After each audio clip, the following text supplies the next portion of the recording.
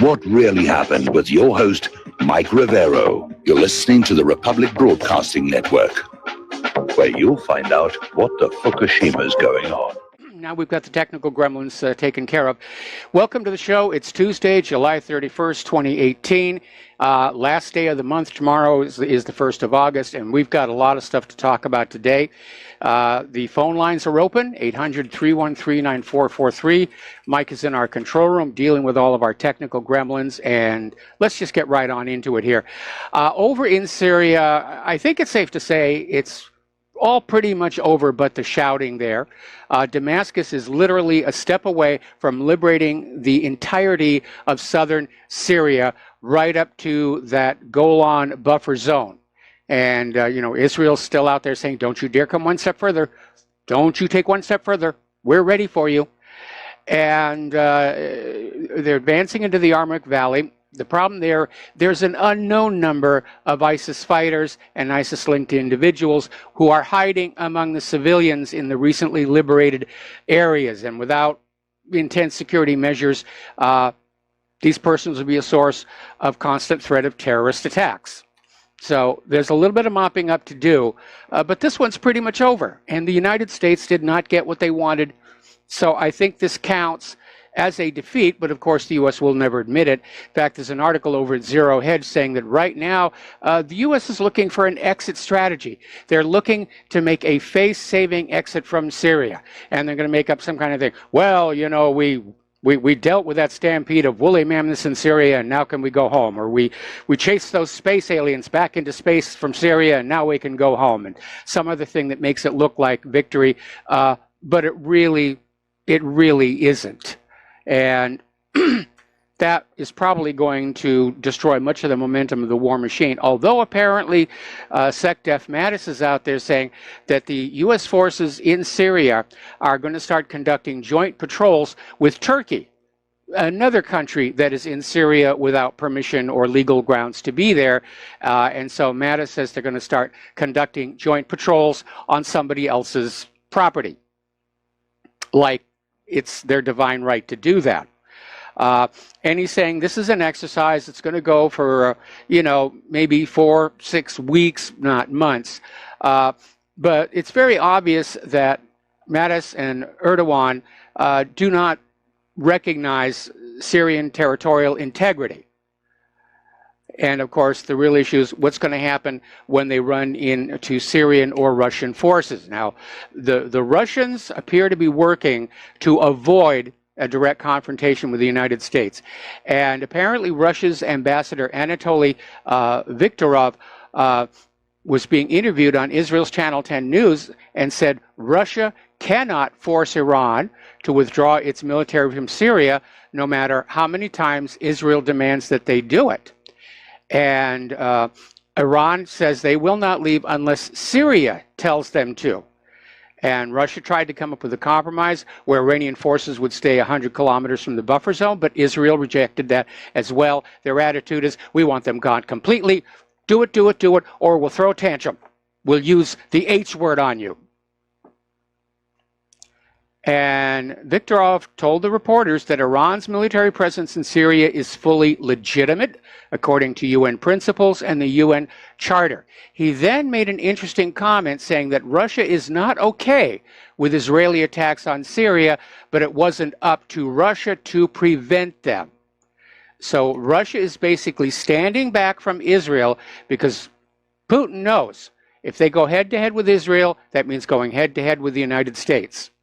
And even though in all probability Russia would win that, everybody would really lose in the long run.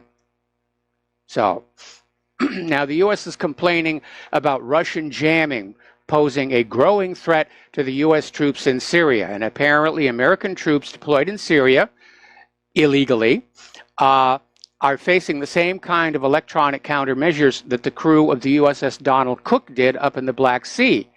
Electronic attacks that is paralyzing all their whiz-bang high-tech equipment. And they're complaining, are the Russians allowed to do that? I didn't think they were allowed to do that. And the U.S. is trying to put a good face on it, saying, well, it allows us to study what Russia's doing and develop countermeasures, which is definitely part of electronic warfare. Every time you use a new device or weapon, you're giving away information about how it works to the enemy. Now, interestingly enough, up in Afghanistan, apparently U.S. diplomats have had secret meetings with Taliban without involving the Afghan government. And for basically over a decade, the Taliban have refused to negotiate with the Afghan government, who they view as a puppet regime controlled by Washington. Gee, you think? And they have instead sought to speak directly with the United States without Kabul's mediation. So apparently back in 2015, the United States sought to initiate peace talks with the Taliban in the Qatari capital, Doha. But apparently the effort collapsed after the Afghan government denounced it and demanded a seat at the table. And the negotiation process has been kind of dormant ever since. So it's kind of a three-way issue. The puppet rulers don't want to stop being puppet rulers. The Taliban want the puppet rulers out. The U.S. is basically trying to play both sides. And Afghanistan is our longest-running war, second only to the Korean War. And if you count the Korean War up until the armistice, Afghanistan wins hands down. 17 going on 18 years. All right, we're going to do a shout out now to our on-air affiliates who are just now rejoining our network. Over in Iran, Rouhani's aide responded to Donald Trump's tweet that he was ready to meet with Rouhani by saying the U.S. must first return to the nuclear deal. Then Tehran will talk. And this advisor to Rouhani said, it's the key. That's got to happen first. Respecting the Iranian nation's right, reducing hostilities, and returning to the nuclear deal are steps that can be taken to pave the bumpy road of talks between Iran and the United States. Now, others in the government of Iran are saying it really is ultimately impossible to engage with the current U.S. government because of this fiercely hostile policy toward the Islamic Republic, and that's out there for everybody to see. The hostility toward Iran has been broadcast far and wide from U.S. political figures, going all the way back to John McCain dancing on the stage and singing "Bomb, Bomb, Iran." So it's kind of hard to establish any kind of a rapport leading to trust with that kind of attitude. This is coming from the Foreign Ministry spokesman Bahram Qassami. Said this basically yesterday. Now, remember last week, Australian media was saying the U.S. was preparing a military action against Iran. It was denounced as fake news and a fiction. Then yesterday, we were starting to get it from the U.S. corporate media, and today it's in CNN. U.S. examining military action against Iran.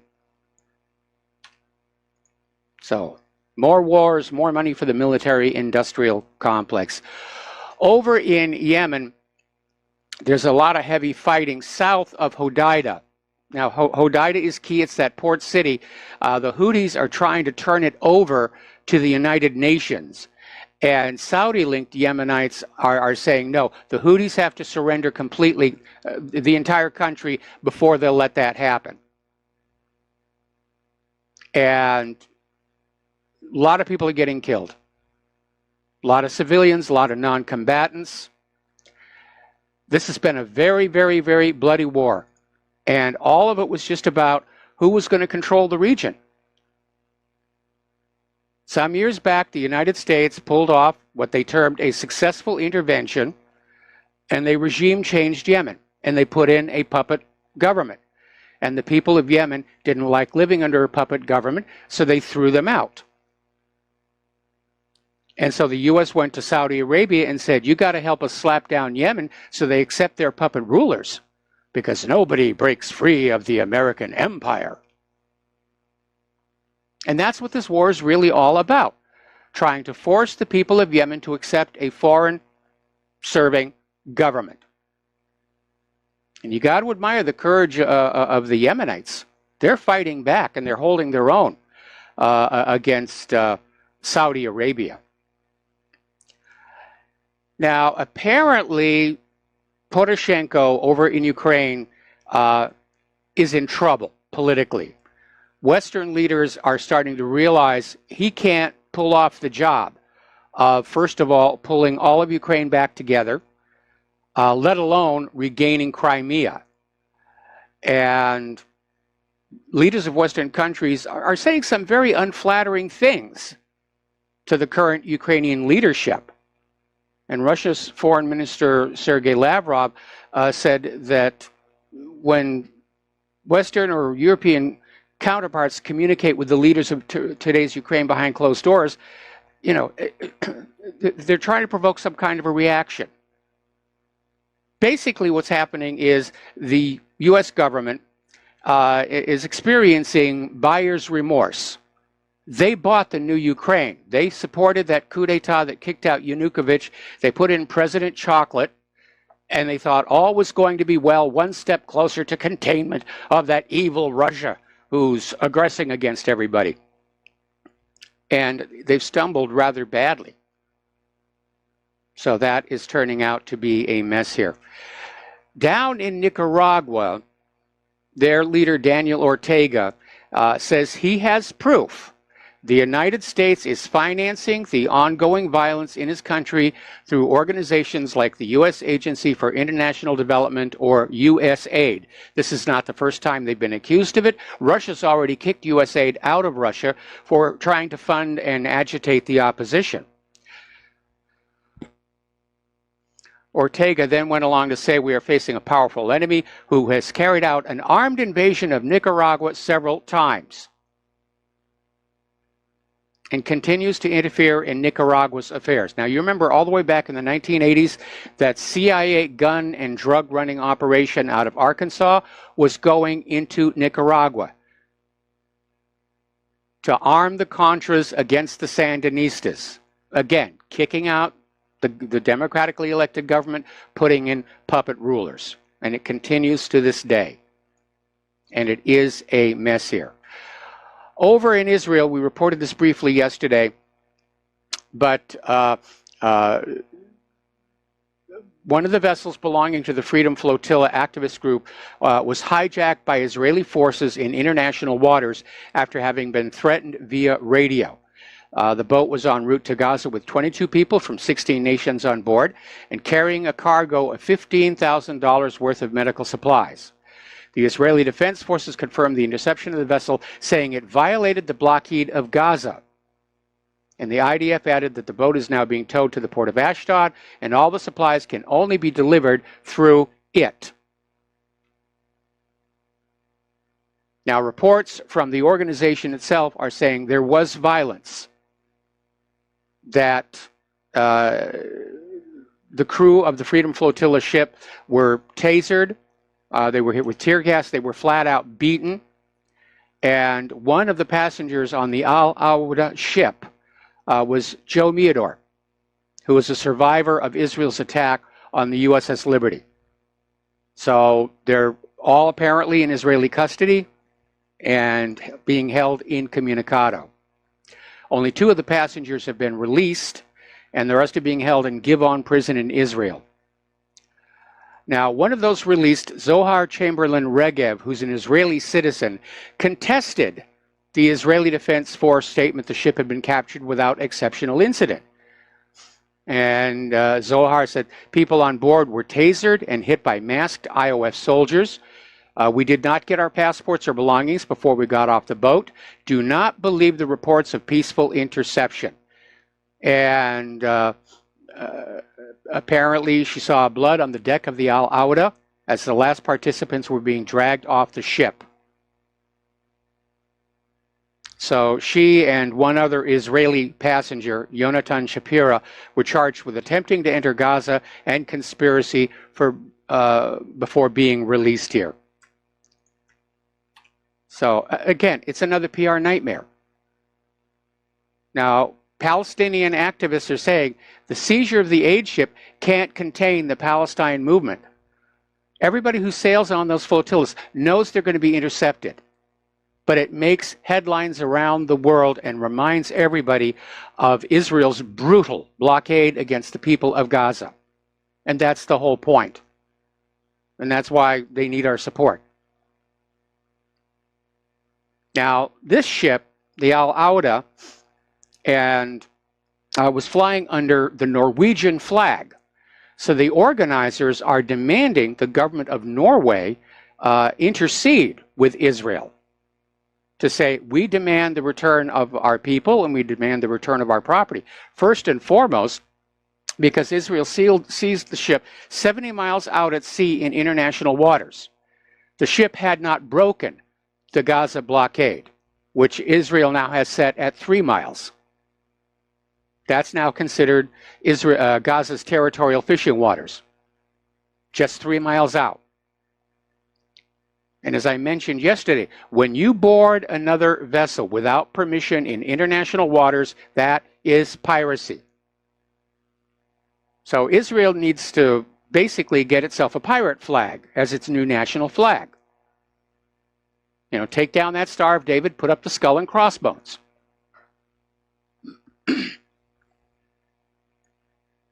Now, Israel's behavior is beginning to draw criticism even within Israel itself.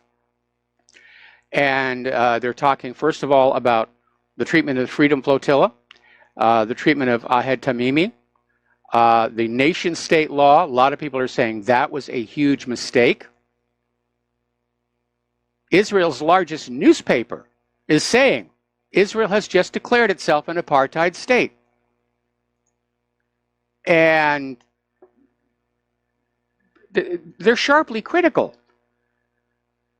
This is not meeting with approval, even within Israel itself, even within the Israeli media.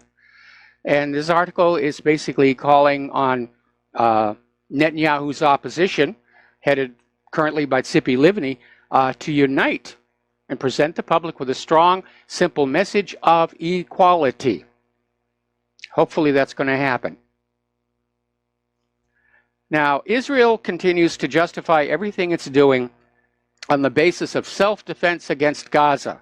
Oh, poor Israel, we only have tanks and body armor and machine guns and nuclear weapons, and we're just terrified by these flaming balloons and flaming kites.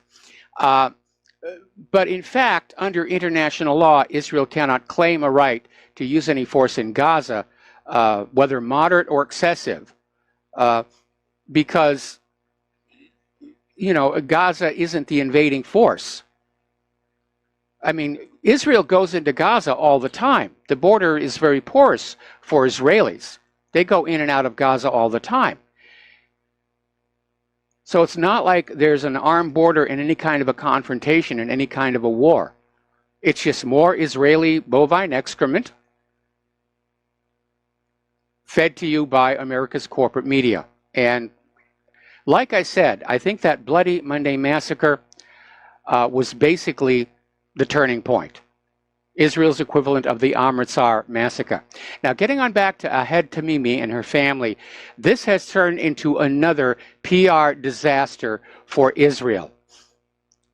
When the Israeli soldiers came to the Tamimi home and assaulted her family, damaged the property, she stood up to a soldier, fully armed soldier, and she slapped him. It was caught on video and it went viral around the world. And Israel, rather than backing down, because Israel never backs down, they threw her in prison for 8 months and they turned her into an international icon. And Tamimi is being compared to female heroes like Joan of Arc and Anne Frank, Rosa Parks, Hannah Senes, and she's being championed by American celebrities like Sarah Silverman, Alice Walker, Danny Glover, and Rosario Dawson. They made a real mess of this. We'll be right back. And aloha, America. Welcome back to our show here. And I'm looking at this article from Electronic Intifada, and it's telling a story about this gentleman, Fadel Abu al-Qumsan, who has survived 2 attacks over the last 4 years. Back in August of 2014, Israel bombed his home in the Jabalia refugee camp of northern Gaza. 2 of his nieces and his brother-in-law were killed. Now, earlier this year, Fidel joined the Great March of Return and was shot by an Israeli sniper while he was 700 meters from the boundary fence. Now, Israel's claim is that you're not to come within 100 meters, then you become a target. But this guy was shot 700 meters away. Over in China, tensions are still a little unsettled there over this one China, two China issue. Now, Trump's come on out and tweeted he supports the one China policy.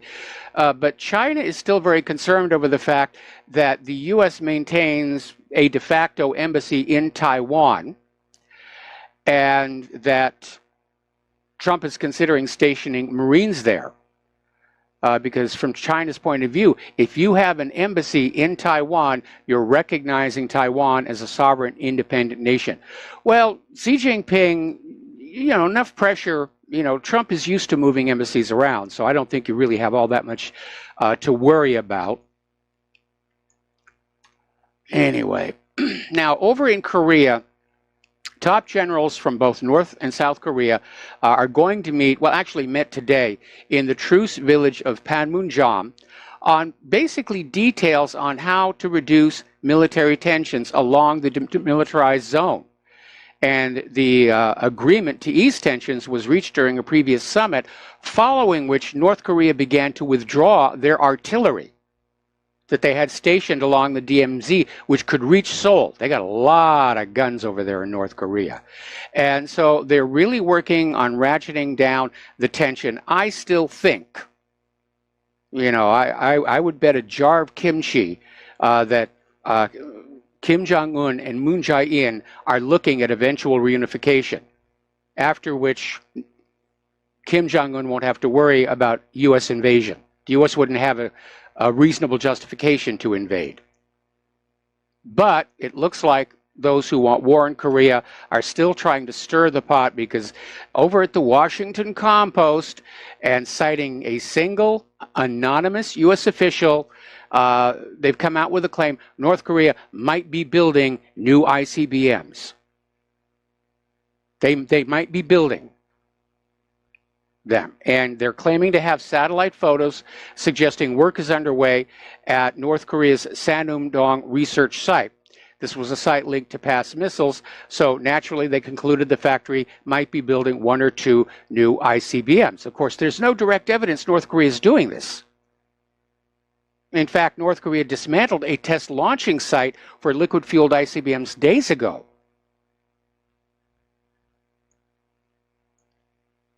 Now, North Korea does have its own space launch capability. Maybe they're getting ready to put up a new weather satellite. Nobody really knows. They even admit in the article there's no actual evidence, but you should be worried. You should be thinking North Korea, ICBM, North Korea, ICBM.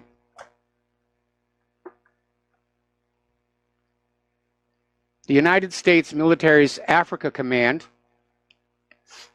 I thought they called it AFRICOM. But Africa Command has a very Nazi ring to it, has confirmed that its forces are deploying armed drones in Niger. Now, the West African country's government granted American forces permission in November of last year to arm their drones, but neither side had previously confirmed their deployment. And so now the U.S. Africa Command has armed intelligence, surveillance, and reconnaissance aircraft in Niger to improve our combined ability to respond to threats and other security issues in the region. Currently, the drones are deployed to Niger's Air Base 101 in the capital, and said it's part of the long-term strategic partnership between the two countries to counter armed groups in the region. Now, here's an interesting little article, came out of Russia Today. And they're poking fun at The Economist, because The Economist came out with this article basically saying that polygamy is responsible for these civil wars in Asia, rather the Middle East and Africa. It's all the fault of having too many wives. Now, that really is silly. The reason there are so many of these wars all over Africa and the Middle East is the U.S. is playing with other people's countries again. And that's really what's going on. But the economists want you to think, oh, no, no, no, everything, it would all be peaceful if we could just get those Middle Easterners and those Africans to have just one wife the way we do. We've got to force them to live the way we do. We're going to take another break for commercials, and we will be right back. And aloha, America. Welcome back to our show. Now, as you know, Donald Trump has been talking up the creation of a Space Force. Basically, it's a rehash of Reagan's Strategic Defense Initiative, otherwise known as Star Wars. And Congress seemed rather cool on the idea. After all, the last time we went through this, spent huge amounts of money and accomplished almost nothing except scaring the Soviet Union to accelerate their spending and push it over the edge into collapse. But the defense budget for next year doesn't have an item for the Space Force. However, the Pentagon is already starting to set up the command structure. They're going to have a new combatant command, a new space procurement agency, that would be fun to work for, and a new space operations force. So they're getting ready. They know the money's going to be there somewhere at some point. Meanwhile, apparently lawmakers are asking Mattis if our U.S. troops are ready for Arctic warfare. I guess they're getting tired of thrashing around in all that desert country here. So basically, they want Mattis to submit a report to Congress on whether the U.S. military services have the equipment and training they need to survive in cold weather combat. And the proposal appeared in the House Armed Services Committee's latest version of the John S. McCain National Defense Authorization Act for fiscal year 2019. And they're saying they want the report not later than 180 days after the enactment of the act on current cold weather capabilities. I don't think they need to worry. According to Al Gore, the Arctic is ice-free and snow is a thing of the past. On a more serious note, where are they planning on invading next? Antarctica?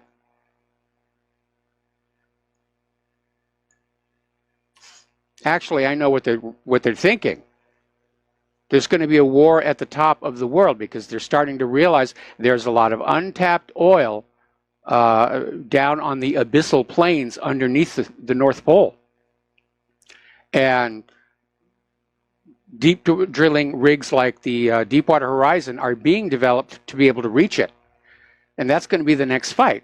Now, common sense would say that those nations that are bordering the Arctic Sea, you just get their maximum and minimum longitudes, and you draw a line from that to the North Pole, cuts out a little pie slice shape, and that's their territorial waters. Or you could go by the International Convention and say it's all international waters except for strips 12 miles along each coast. But apparently the U.S. is already starting to try and take the position of we're going to control the Arctic Ocean and we're going to suck out all that oil. And of course there are other countries that are not very cool with that, like Russia and China.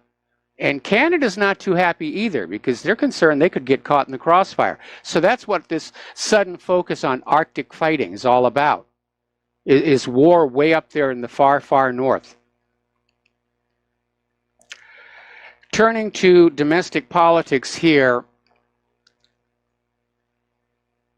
we're still seeing the fallout from the FISA application for Carter Page. It does reveal FBI collusion. More and more people who've actually read the unredacted report, they're dropping hints and saying that if the full report comes out, when the full report comes out, that it will be a shocker. And basically what we have already proves the bulk of the information that formed the basis for the FISA warrant applications was the Christopher Steele dossier of allegations about Donald Trump's activities in Russia. Now, the document was provided to the FBI by Christopher Steele. Actually, it was handed to the FBI by John McCain. who got it from Christopher Steele. Steele was hired during the 2016 presidential campaign by opposition research firm Fusion GPS, who was paid by Hillary Clinton's law firm Perkins Cole, who was paid by the Clinton campaign and the DNC. The allegations were scandalous and totally unverified, in violation of federal statutes and FISA court rules. In other words, the FBI just used opposition research, lies, paid for by the Democrats, as justification for government agencies spying on political opponents and other Americans. In another incredible coincidence, Fusion GPS had hired scholar and professor Nellie Orr as a paid Russian expert. Nellie Orr happens to be married to Bruce Orr, the Deputy Attorney General in the Justice Department at the time. And Bruce Orr is alleged to have passed his wife's anti-Trump research to the FBI. Now, he was demoted for failing to disclose not only his wife's employment with Fusion GPS, but also his own meetings with Fusion GPS founder Glenn Simpson. This is all starting to come on out. The FISA court was never told any of this. They were never supposed to know. None of us were ever supposed to know this. The idea was that Hillary Clinton was going to win and there would be no investigations. None of this would ever come out. That's why they hate Trump so much. Because without control of the White House, the machinery of Congress is starting to grind through and they're starting to hit pay dirt. So we have all these different scandals. The FISA court scandal, the DNC emails that proved the DNC stole the nomination from Bernie Sanders. We know the corporate media was assisting Hillary Clinton as much as they could. Hillary Clinton's private email server. It just goes on and on. But we were never supposed to know any of this. They were convinced Hillary Clinton was going to steal that White House, and now they're in a panic. Let's take a phone call here from Keith in Montana. Aloha, Keith. Welcome to the show. What's on your mind? Well, Mike, I had a different idea about this so-called Arctic and this cold weather thing. You know, in watching old war reels, I can still recall Germany as they rolled across Russia, traveling for days and getting locked down in embittered cold like that and losing, being frozen to death. Yes. That the war on the Russian front would be more of a scenario that I would envision. It's entirely possible, but I think if it comes to war with Russia, I think they're going to go right to the missiles. Yeah, well, you're right, but you know, it'll start out as a ground warrior. But like I say, when you got if you look at the Pentagon figures of the sedated soldiers and how many billions of dollars with the SSRIs and stuff, you don't have a fighting force today. You're right; it would go nuclear at some point. But it would start off as a ground war because no invasion ever. I was just going to say like that. You can't win a war from the air. It has to be a ground force. And so once the ground force starts losing, you know, boom. Yep. But I just thought I'd throw that in there with your humor with Al Gore. All right. Anything else? No, you and Claire have a good one over there, okay? All right. Thanks. And we look forward to your broadcast over the weekend here on RBN. All right, sounds great. Have a good one. All right, thanks an awful lot. Yeah, that's Keith Rogers. He's a fellow host here on RBN. Longtime caller, longtime supporter of what really happened. He could well be right. The thinking may be a ground war against Russia, and they would want to avoid the mistakes made by both Napoleon and Hitler. I think it'd be a mistake. I think we're going to lose this one. I mean, those Russian winners are what defeated Napoleon and pretty much defeated the Nazis. By the time the United States actually came into World War II, the Nazis were already in retreat. They had lost Africa. They had to pull back from Russia. Hitler basically wanted to sue for peace and just keep everything where it was, where Germany still had Paris and so forth. But the war machine ground on. Now, here's an interesting little article. This came out of the New York Post, talking about Trump's demise has been greatly exaggerated. And they're basically going over the last year and a half of Trump's time in office and pointing out how the corporate media has basically made a cottage industry out of writing Trump is doomed stories. And apparently it's one of the media's favorite stories. And apparently the corporate media think that if they cheer loudly enough for Trump to get 86th, it'll happen. Now, Trump's first term in office is more than a third over, and very serious corporate media pundits, prostitutes, and correspondents have been ushering him out of the door for the entire time, or at least trying to. And it turns out Trump doesn't pay a lot of attention to the usher pundits, nor should he. They're an annoyance at best. They don't have the means to actually get him out. They're just trying to get the American public used to that idea when the Democrats find a way to get him out of office. Oh, yes, we knew this was coming. You know, Trump was with the Playmate, and Trump was with, what's her name, Stormy Daniels. And, oh, yeah, I've been hearing on the media he did all of these things. And so, yeah, I guess it's okay that we've suffered a coup d'etat in the United States of America. So, presidency. That's typical. That's typical. They just want to keep that idea out there. Okay, we're going to take another phone call here. Mark in North Carolina. Aloha. Welcome to the show. What's on your mind? How you doing, Mike? Mike, you know, last night I was flipping the channels, and I have Showtime temporarily, and I saw and I turned on Sum of All Fears, movie, Tom Clancy movie. Yes. I'd seen the movies years ago, but at the time I didn't really think much of it then because, you know, we weren't at this kind of a crossroads with Russia that we are now. And wow, that was one scary movie when you really think about it. Yes. Because, you know, did you ever see the movie? Oh, yeah, I've seen the movie, and I've read the original book, too. In the original book, the enemy isn't Russia. It's somebody in the Middle East. Okay.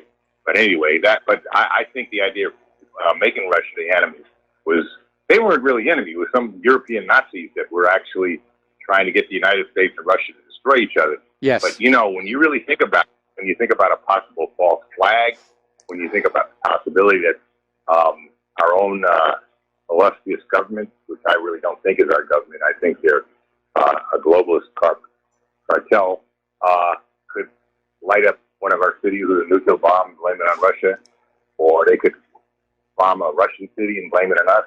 You know, anything like this could happen, and look out. And it wouldn't even have to be that serious. It wouldn't have to necessarily be a nuclear bomb. That was really excellent. I mean, the acting was pretty good, too, I thought. Yeah, And, it's a good little movie. It doesn't come up to the book. I mean, if you look at Tom Clancy's original books before he started using co-writers and ghostwriters, they're very, very thick, and they're very hard to translate to the screen. They're so abbreviated. In this case, I would say go read the original books. And right now, I would recommend reading Red Storm Rising. There's a lot of good techno-thriller information in there about a possible conflict between the United States and Russia. people better get it through their head. We think we could defeat Russia in a land war on let's say the borders of Russia. They've got to be crazy with the type of people we're getting in the military today, and like I said, they would have a hard time getting anybody into the military. There'd be no morale for that. The Russians have all the morale. They've been attacked. They know what it is to lose almost 30 million people, Russians, in World War II. They promised the next war will not be fought on Russian soil. And I believe they're going to back up that promise. They may not spend the kind of money that we spend on our so-called defense bugs really police the world, but they don't need it because they're basically interested in defending themselves. Yes. And they start a war with you, boy, you're going to have a tiger. I mean, even if it's not nuclear, if it's conventional, I think if they wanted to, they could probably roll through Europe in a matter of days. But you know, the question is, would that be allowed, or would it then turn into nuclear or not? I don't think Russia's interested in rolling through Europe. As you said, the reason they spend so much less than the Pentagon is they're not out there trying to conquer the world like the United States. They just want to defend their home and their allies, and that's basically it. Putin's got enough to deal with in Russia. He doesn't need to take on Europe's problems. Europe is hovering on bankruptcy. It's decaying. It's struggling under this open border situation. Europe is not a prize worth the effort to conquer. It's the same with the United States. What they would probably do is destroy the NATO armies on their borders and then get a buffer zone, part of Poland and a couple other countries, to make sure that they don't have this kind of stuff on their borders again. Because that's one of the reasons why I watch, sometimes I watch these on the History Channel or the, whatever it's called, the American Hero Channel, when they show Operation Barbarossa. Yep. When Stalin, when they took the corner, and one of the reasons Stalin wanted to, I don't think Stalin was as dedicated to communists as people think he was. I think he was more of a Russian nationalist or Soviet nationalist because he was from Georgia, actually. He wanted a buffer zone right there. He didn't want an unfriendly country on his border. That's why he, was Poland and all, and Romania and all those other countries. That's traditionally Russia. I mean, they do not want this. They don't want this kind of a threat. And we keep pushing it and pushing it and pushing it. One of these days, look out. These madmen that run this country right now, these neocons, they don't know it. If they know history, it's a perverted sense of history. Well, they're looking at, actions speak louder than words. I mean, when the Soviet Union finished coming apart, NATO and the United States made an agreement with Mikhail Gorbachev that NATO's would not extend any further east than its border at the time, which was the border of Germany, and immediately broke the promise, started grabbing more and more countries into NATO, moving closer and closer to Russia. Russia's looking at that and realizing, first of all, the U.S. doesn't keep their agreements, no surprise there, and second, they're pushing for a confrontation. It is the West that is the aggressor, not Russia in this case. Funny in that movie too, like Jack Ryan character. He was in the beginning. He said, "You just okay, Mark. I got to put you on hold. Don't hang up. I'm going to come right back to you after these commercials." Aloha, America. Welcome back to our show. We're talking with Mark in North Carolina. And Mark, could you kind of pick up where you left off? Yeah, I was talking about that movie. Some of All Fears. Yes. Tom Clancy book and the confrontation with Russia, and even in that movie, Ben Affleck playing the Jack Ryan character. Yep. Very young Jack Ryan. The hardline neocon type around the president. We're calling him a not Russia friendly. Friendly towards that premier, who I'm assuming was meant to be Putin, because they showed the old Russian, that old Russian dying. That was, I guess, was supposed to be Yeltsin, and then the other guy who took over, I guess, was supposed to be Vladimir Putin, and said, "Oh, he was just being friendly to." I'll say Putin, but it wasn't Putin. I forget his name. But this is almost. Tom Clancy was a brilliant guy, man. This is almost predictable. That's why I like to listen to on InfoWars, Steve Pieczenik. Because Pieczenik wrote a lot of the books with some of the books, like the ones not actually called by Tom Clancy, the ones that Tom Clancy shared. That was usually who he shared it with, Steve Pieczenik, who does have evidently experience in American intelligence. It wouldn't be bad if you could get him on your show, as a matter of fact. All right, I might give that a try.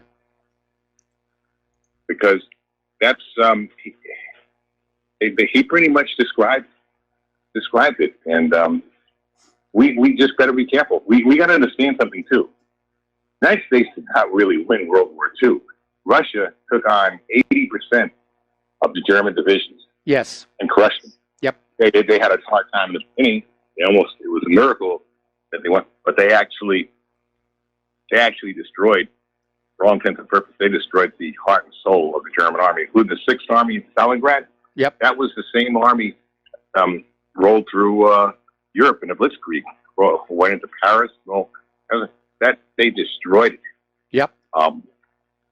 People better understand that. People better realize you got a tiger now. You start with that tiger. That tiger's going to eat you. Plain and simple. Well, there's another aspect here, and that is, if you go back to your Sun Tzu and the Art of War, in order to prevail in war, a leader has to have basically an army that believes in the moral rightness of the war, so they will fight fiercely and, if necessary, die in that war. And he has to have a civilian population that also believes in the moral rightness of the war, so they will bear the hardships war brings, even to the victorious side. The U.S. government has neither of those. Yeah, well, of course, Russia's being threatened. We're right on their borders, threatening them. Yep. They're not threatening us. Oh, sure, the people are going to be riled up, and the troops are going to be totally loyal to Putin and to Russia. I don't think the troops are going to be there they'll be loyal to the United States, but not to this government that's sending them into all these wars now and not even doing right by them, by a lot of these guys when they come back. Yeah. All right. Well, Mark, got to let you go. We got to take a break for station identification. We have other callers waiting on the line, and we will be right back. And aloha, America. Welcome back to our show, hour number 2. And before we get back to the phones here, just a small observation. We can count on Hollywood to start demonizing Russians because, well, that's their job. And it's been announced that the next James Bond movie will feature a Russian villain. Yes, it's time we go back to those Russians to be our villains. Forget about the drug lords and the smugglers and the terrorists. You know, we're going to demonize the Russians here. All right, back to the phones here. Loomer in Northern California. Aloha. Welcome to the show. What's on your mind? Hey, good afternoon, Michael. I haven't heard anybody even consider the possibility that this winter warfare stuff may be in preparation for a two-front war on Russia. Think about it. If NATO attacked from Russia's west, and the United States and whatever allies they could scrape up attack from Russia's far east, in a pincer effect, pincer move, and that would be one thing, and then the other thing I was thinking about also is that I remember reading a news report here a while back, and it was actually a conference by the NATO commander, and they have been war gaming a war with Russia every which way but Sunday, trying to think and the best of circumstances that NATO could even come up with was that if there was ever a war, Russia would have NATO completely defeated in 2 weeks. Yeah, I would not be surprised. You could probably go back into the Wayback Machine, which is not too far back, and probably find that news report somewhere. Well, let me go back to your theory about a pincer attack on Russia, because there's a couple of problems there. First of all, you're dividing your forces between East and West, and we don't have a lot of forces. The United States, we don't have a lot of people in uniform. We don't have a lot of weapons and munitions. I mean, they're trying to build them as fast as they can. But dividing our forces, I think, would be a mistake. The other part, of course, is looking at how large a country Russia is. That would be a lot of ground for the forces coming in from Siberia to have to cross through to join with the forces coming in from Europe. And a lot of that land is just completely undeveloped. There are no highways or anything to follow. That's why Russia is offering free land to anybody who will go and live there and start setting up towns and communities and developing the place. That sounds like someplace maybe I'd like to go. Yeah, if I were younger, I might consider it. I mean, right now, Russia is bringing up these white farmers from South Africa who are fearing for their lives under the government's new policy of land confiscation and turning a blind eye to the violence being committed on the white farmers. And so, yeah, they're starting to go to Russia, and they're starting new farms on free land. It's a good deal. Yes, it is, and praise the Lord that somebody is taking those people and rescuing them from the situation that they're being forced to live under. I agree with you 100%. Okay, Loomer, thanks an awful lot. We're going to switch over to Dustin in New Jersey. Aloha, Dustin. Welcome to the show. What's on your mind? If any American thinks they'll win in the Arctic against Russia, you got to be kidding me. Didn't we learn our lesson like in the Koreas? You know, I mean, come on now. Yeah, we didn't learn our lesson there with the cold weather, and in Nazi Germany didn't learn their lesson, right? Right. I mean, we're not made for that kind of weather. The Russians are. Yeah, it's a different climate, man. You know, and splitting up the forces, Mike. Everybody's forgetting about China. How are you going to split up your force against China? Come on now. An attack on Russia is against China because they'd be next. That's why they're linked to the hip now. You know, so ain't no way you're going to take Russia and both. Come on. You know, I mean, and let me tell you, Mike, if NATO goes into East Ukraine, it's on like Donkey Kong, and then you got to bring in Kaliningrad, where they got the Iskander M's with the tactical nuclear weapon optional. You know, that's kind of a pause for NATO at Kaliningrad. You know, but East Ukraine. They were counting on Poroshenko to get Crimea back, and Poroshenko has failed. I think we're going to see another regime change happening in Ukraine very, very soon. Well, you notice how great, like, they got the new bridge. They're finishing up the train part of it. Yes. And they got commerce in Crimea. That's open for business. Yep. You know? They're now fully integrated into the Russian Union, or the Russian Federation, rather. Yep. So anybody thinks that, I mean, yeah, we're not, there's no way, it'd be a nuclear, but there's no way we have the resources. We just don't have the resources to spread out across that far of a distance, you know? I don't care how many ships and airplanes we got. We just don't have that resources of manpower to bring in, you know, you got to bring in food and ammunition. That's a long haul. Yeah. That's a long haul. The logistics would be a nightmare. The logistics would be a nightmare. Those supply chains would be extremely vulnerable. If the U.S. were to invade Russia through Siberia, China could basically come across the border and flank the invasion force. So it's not a good plan. Yeah, that's why Russia's got, you know, they got like, I think, 12,000 active tanks. I mean, How many does Germany have? Like 20? I think they only got 6 working airplanes.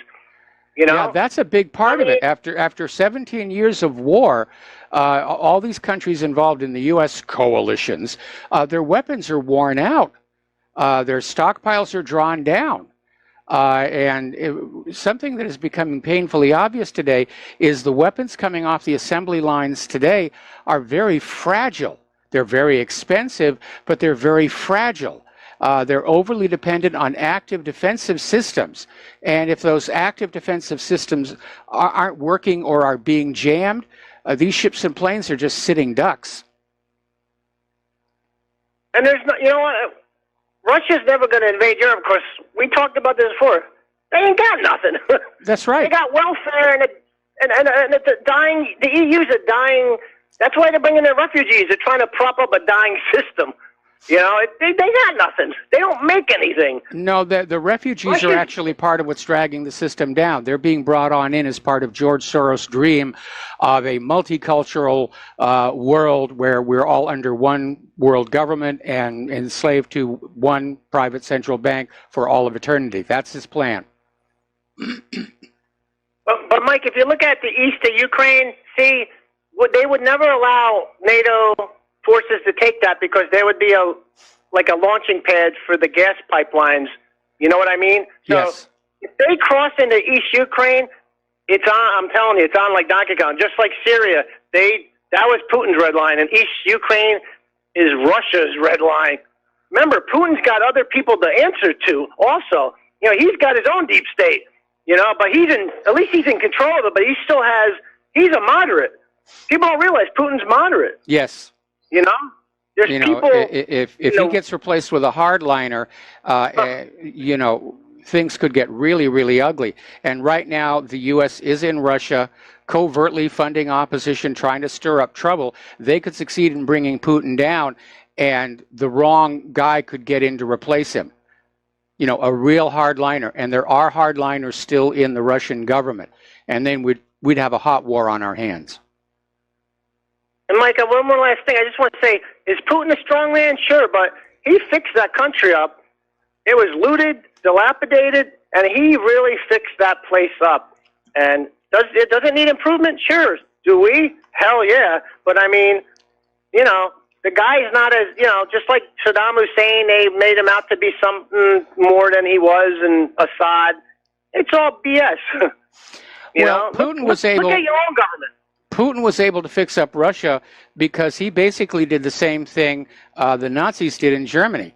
Took control of the economy, took it away from the private central bankers. And so Russia's economy is doing very, very well because Russia's public currency is being handled as a public utility rather than a privatized for-profit scam like it is here in the United States. Putin, buy gold, baby, buy gold, Putin. All right, thanks, Mike. Yeah, he's definitely doing that. All right, thanks a lot for the phone call. The phone lines are empty. We're going to do a shout-out now to our on-air affiliates who have just now rejoined the network. Now, on the front of whatreallyhappened.com, you're going to see this interesting little video, and it basically documents Jim Jordan in a hearing questioning Robert Mueller regarding the IRS scandal.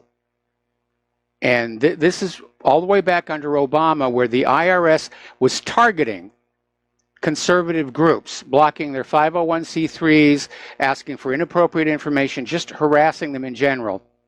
And Jim Jordan asks Mueller, well, you know, how many people in, you know, there's been no progress into this investigation into the IRS. How many people are working on it? And Mueller says, I don't really know. And Jim Jordan says, well, who's in charge of the investigation? And Mueller again says, I don't really know. I haven't had a recent briefing. And Jim Jordan presses on him, and Mueller just gets really, really nervous and basically turns red over the fact that he doesn't really know. And at that time, he was in a position where he was supposed to know. Remember how the Wall Street Journal came out with a story a little while ago that White House Chief of Staff John Kelly would be leaving the Trump administration at the one-year anniversary of his taking the job? The White House has now announced that that's just more fake news, that John Kelly is staying on, and that sometimes they'll have disagreements, but overall they enjoy working with each other.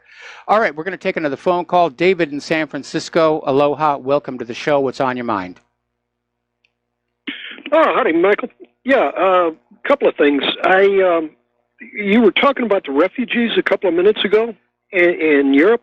Yep. And for the most part, I agreed. Yeah, for the most part, I agreed with you and the other caller. You know, Russia has very little desire to try to invade. They've got way too much territory already. But the one thing I disagree with you on is the refugees are being caused by old money's bad investments. So I've talked to you before about how Syria, the ISIS invasion of Syria has to do with Genie Oil and the fracking of the Holy Land. That Dick Cheney and his company, Genie Oil and Gas, has the drilling rights, the fracking rights to the Golan Heights. Yes. They wanted to, well, they still want to run a pipeline across Syria's front yard, across Turkey, and then up into Europe, where they'd sell that natural gas. And their competition, of course, is Russia. But at the same time, they're basically stealing what used to be a part of Syria, the Golan Heights. Then they want to steal the territory of Syria to run their pipeline. And so ISIS is simply a private army, and all of those refugees that are flooding into Europe are directly caused by Dick Cheney and Genie Oil. So well, that's certainly a major part of it. On the other hand, we know that George Soros organizations, NGOs, were down there in Syria saying, you know, you'll be safe in Europe, you'll get free stuff in Europe, openly, you know, basically courting people to get out of Syria. And yes, the wars are definitely a problem, and we're all told that these are war refugees. But there is absolutely no question that George Soros and his foundation are working to flood Europe with all these refugees. I mean, look at all the refugees coming up from Africa. To the best of my knowledge, we don't have an 8-year-long war down there in the countries where the African refugees are coming from. And of course, we've got refugees coming here to the United States along with a flood of illegal immigrants. Well, I don't know what George Soros Foundation, like he's probably got about 80 or 100 different nonprofits, and you realize that George Soros was a refugee when he was a child, right? He was actually he helped the Nazis hunt down his fellow Jews, and that's where he made his early money. I've heard that, and he was orphaned by the Nazis and was basically captured by them, and became an assistant to one of those gout leaders or whatever. Yeah, George Soros has got a strange past, and out here in San Francisco, we've got Bill Graham, the old music promoter. He also had, the similar. He was orphaned, had to make his way through Nazi lines, and then made his way over to America. And as far as I can tell, George Soros hasn't made any alliances with Genie Oil and Gas. So I don't think that he's in league with them. But he probably has some kind of desire to protect refugees. He's taking advantage of the situation. Given again elements of his past, I don't think he's sympathetic to the plight of the refugees, because if you look at what's actually happening when the refugees get to Europe, it's not a pleasant experience. It's not turning out positive for the vast majority of them. You're getting all these criminals into Europe, and George Soros is oblivious to the harm that he is causing. And that tells us basically he's not concerned with, how ordinary humans are affected by the games that he's playing. So anyway, I understand where you're coming from. And I thank you for the phone call, and we're going to switch over to Mo in Florida. Aloha, Mo. Welcome to the show. What's on your mind? Hi, Michael. Appreciate you taking my call. I just, that old saying, "Cui bono," who benefits. Yes. To me, you're one of the few people that woke me up to this, but, I think this whole Zionist, neocon thing, when you look back at Netanyahu and he's meeting with this Rabbi Schneerson, the one who was on, you can watch a video where he's telling him to hurry up and bring on the Messiah, the what do they call it? I forget the Jewish, whatever. They believe the Messiah is going to come, and they're going to use the goyim as fodder. I mean, it's in their Talmud. Yes. That I think this whole war. Well, obviously World War I, World War II. We know the Rothschilds back both sides. You were very clear on that, and woke me up to that. But when you look into this, they don't care how many goyim die in a nuclear war or whatever, because they have this messianic thing that the Messiah is going to return to the Dome of the Rock, and they're going to rule the world, and we're just going to be the little goyim serfs. I mean, isn't that what this is about? I mean, I think it's crazy. Honestly. That's the religious angle for it. From a geopolitical point of view, I think Israel would be perfectly. I mean, Israel right now is in the business of using one country to smash another country. And if they do it long enough all over the world, eventually all countries are smashed and are weaker than Israel, and Israel functionally is ruling the world. We already did it to Iraq. They're trying to get ready to do it to Iran. Israel, I think, would be perfectly happy if the United States and Russia destroyed each other in a mutual nuclear exchange, because especially if it would also involve China, that would basically clear the way for Israel to complete the Eretz Israel project and declare itself capital of the world. There's been a lot of talk about when the New World Order is finally established, its capital will be in Jerusalem. Yeah, exactly. I think this. I agree with you totally. I think Jared Kushner is, the whole thing about him, Bibi Netanyahu sleeping in his bed when he visits, and 666 on his building number, and I think they're grooming him as the next freaking Messiah. I know that's out there. but I've heard that from some pretty smart people, and you kind of like. Well, almost lines you up. don't groom a Messiah by associating strings. 666 with him. Bad I don't bad know. optics. That's the number of his building is kind of weird, but I guess my point is that he's got Trump's ear, and the Zionists love Kushner, and they love Trump. And it's just like, this is so obvious. It's almost like 9/11, when you saw Building 7 come down. Anybody that watched that doesn't know that was a controlled demolition is just brain dead or cognitive dissonance. And I think it's the same thing with this whole thing. I think the Zionist agenda, they're freaking, they have a messianic death wish, but they really honestly must think that they're the chosen ones. Oh, yeah. Absolutely. Anyway, Mo, got to let you go. Got to take a break for commercials, and we'll be back with another phone call after these few words. Aloha, America. Welcome back to our show, and we're going to go back to the phones to Vivian in Canada. Aloha, Vivian. Welcome to the show. What's on your mind? Aloha, Mike, and thank you for taking my call. One of your previous callers was referring to what the ancient Hebrews would have called the Mashiach, and the Mashiach actually means the anointed one, yes, which would be the king.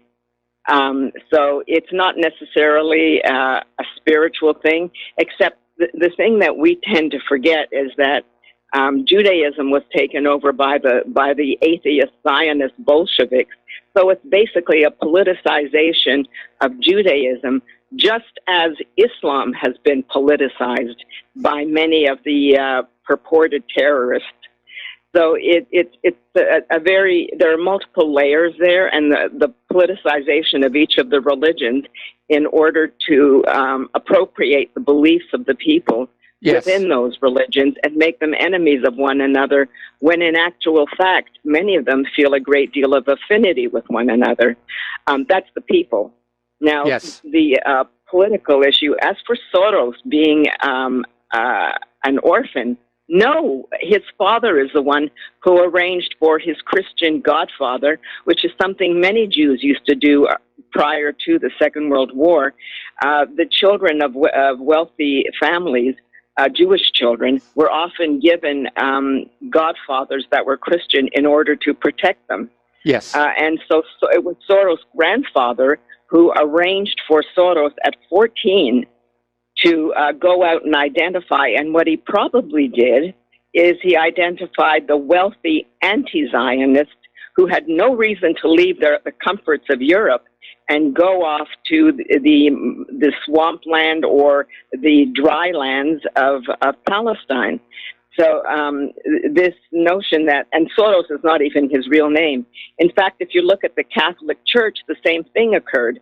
The most recent one that was very influential on one of the previous, not the one who's serving now or even Ratzinger, but the one before him, I think he was Polish. Lustiger, Lustiger, was actually a Jew adopted by a French Christian family, if indeed they were Christians, and he was raised to become a cardinal and influenced the Catholic Church significantly through the Polish Pope. So the political Zionism, and a lot of Jews are victims of it, and a lot of them are beginning to realize it, is actually the culprit here. So these references to ancient text that referred to Goyim and, the misunderstanding of Mashiach, which in Arabic becomes Masih and thus eventually becomes our Messiah, was never initially the God from heaven descended to earth. In fact, the anointment... Jesus wasn't considered divine until after the Council of Nicaea. So that would absolutely fit in with the fact that he was seen as a leader, a ruler, a teacher, and they, if he was anointed, they'd call him the Messiah, but it wasn't a title of divinity. Jesus wasn't considered divine until they voted him in. You're right. That's correct. In fact, at the time, there were multiple men who claimed to be the Mashiach who was going to save the Judeans from the Roman occupation, which, as you know, was excessively brutal. Yes. But Bar Kokhba was another man who claimed to be a Messiah. And because he was such a successful political leader. Once Flavius, who used to be a Jewish general, betrayed them and went over to the Roman side and recorded or wrote his version or the Roman version of the Jewish-Roman wars. Bar Kokhba was obviously betrayed and killed, but he was actually the most effective Mashiach. In fact, in ancient times, they even referred to Cyrus the Great, the Persian Achaemenid, who, when he liberated the Judean captives in Babylon and told them to go back and rebuild their temple, many of the Jews referred to him as the Mashiach because he was so humane and allowed them to go back and follow their religion. He never imposed, whatever God he believed in, Zoroaster, I believe, he never imposed that upon any of the nations. One other comment I have to make that is not really relevant to today's discussion is the notion of Alexander the Great. I think people keep forgetting that Alexander's father, Philip the Macedonian, is the one who trained that brilliant army that was ultimately led by Alexander, who many people believe was the one who murdered Philip and then took over the army. Furthermore, the roads that he took in order to conquer the great empire was the one built by both Cyrus the Great as well as further descendant. Vivian, I congratulate you on your grasp of history, but we're going to have to let you go for commercial break. We'll be right back. Aloha, America. Welcome back to our show. And we are roughly 3 months away from the midterm elections, and everybody's out there campaigning. Donald Trump is flying around the country, lending his support to various Republican candidates. Hillary Clinton has waded into this through her political organization, Onward Together. She's donated $5,000 to 19 different House candidates who are running to unseat incumbent Republicans in districts she won in the 2016 presidential election, or stole. So again, their goal is to flip the House to Democratic control, at which point Devin Nunes would lose his chairmanship to Adam Schiff. And Adam Schiff could be counted on to just shut down all these investigations into the Department of Justice and the FBI and everything all else and protect that deep state here. Now, Bill Kristol, who was editor-in-chief of the Weekly Standard, is talking about running for president in 2020. Says he may step into the primary battle against Donald Trump. And he says right now he doesn't have any plans to run, but he refuses to rule it out. So we'll see what happens there. Now, Devin Nunes is seriously weighing legal action against Twitter for shadow banning.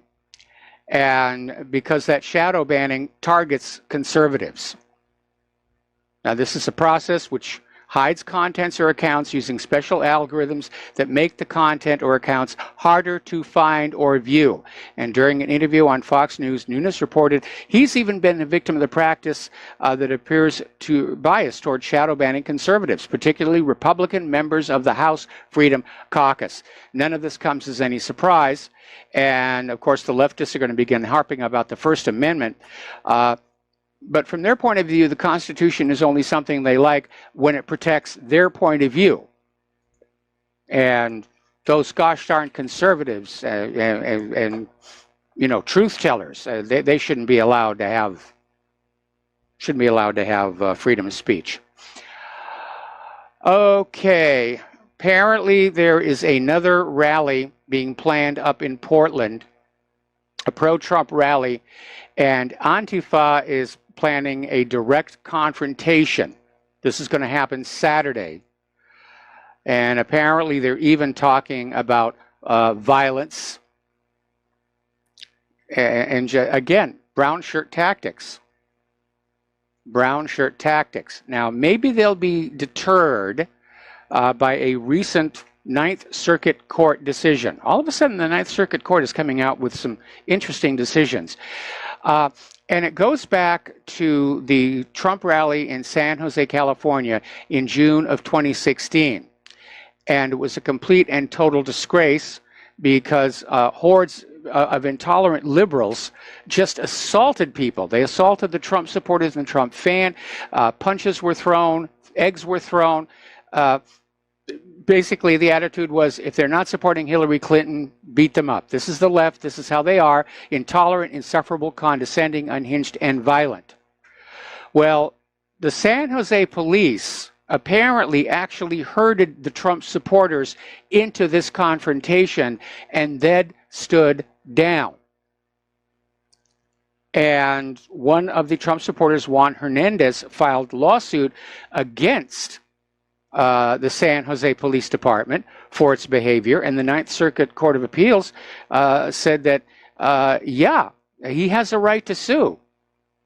That the evidence from the witnesses who were there makes it very clear. The police, at the very least, lost control of the situation, but the police did appear to literally herd and guide the Trump supporters into contact with the violent mob, and then basically stood back. Now, there were confrontations. Some of the police did get hurt, but it was very obvious they were not trying to tamp this down. They tried to fan it up. If they'd really been wanting to avoid violence, the police would have put themselves between the Trump group and the other group and just said, everybody stay on your own side of the street. That's not what happened here. Apparently, the publisher of the New York Times had a private meeting with President Trump on July 20th.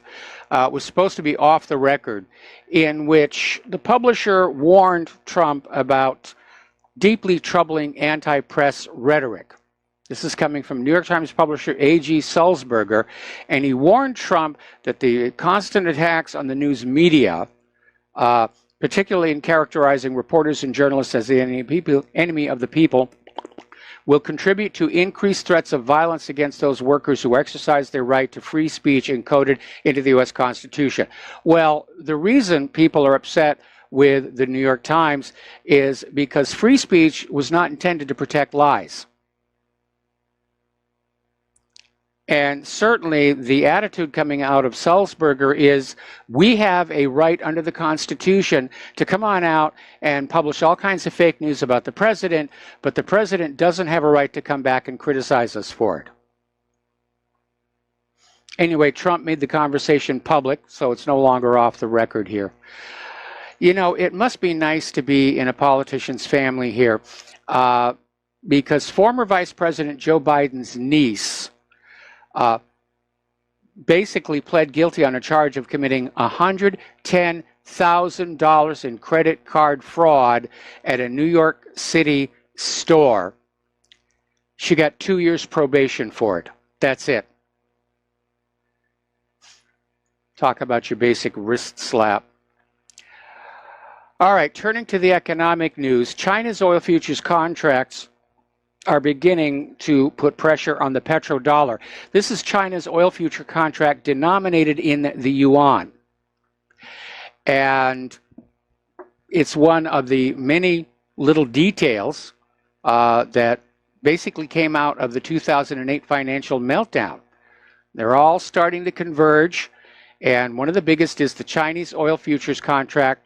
And it's growing in such a way that by the year's end, at the current pace of growth, this contract will present a real challenge to the petrodollar. And remember, that petrodollar lies at the heart of the U.S. attempt to dominate the world militarily, to force the world back to Bretton Woods, where everybody's commerce goes through the U.S. dollar and the U.S.-controlled SWIFT system, so the U.S. can rule the world with weaponized money. When the rest of the world drops the U.S. dollar, when they dump their U.S. treasuries, the party will be over, because there is nothing in the United States to support a viable economy. Our manufacturing is still tremendously reduced from what it was at the height of our manufacturing power. Nobody wants our GMO agriculture. The U.S. is a failed state. It's already failed. Look at the government. There's so much infighting going on. The government isn't actually doing their job. They're not enforcing the borders. They're not enforcing safety in food and medicine. They weren't enforcing safety at the Deepwater Horizon. They're not looking out for Wall Street mischief like Bernie Madoff. For all intents and purposes, the government is already broken. It's non-functional. Over in Iran, they're looking at the possibility of barter to get around the U.S. banking sanctions, and they're in discussions with Sri Lanka for an oil for tea trade. Sri Lanka will basically get oil from Iran, and they'll pay for it directly with gold. And this would not only allow Iran to avoid having to go through the banking system, but could be a boost for their struggling currency. Iran has been importing gold recently already, trying to prop the rial back up. Now, over at Facebook and Twitter, their shares continue to decline amid the public outcry over privacy concerns and censorship. So they're actually in trouble over there. And again, there are allegations that top executives at Facebook, at least, sold off a lot of their stock before the big drop. So they knew it was coming. Technically, that's insider trading. And, excuse me just a second. Okay.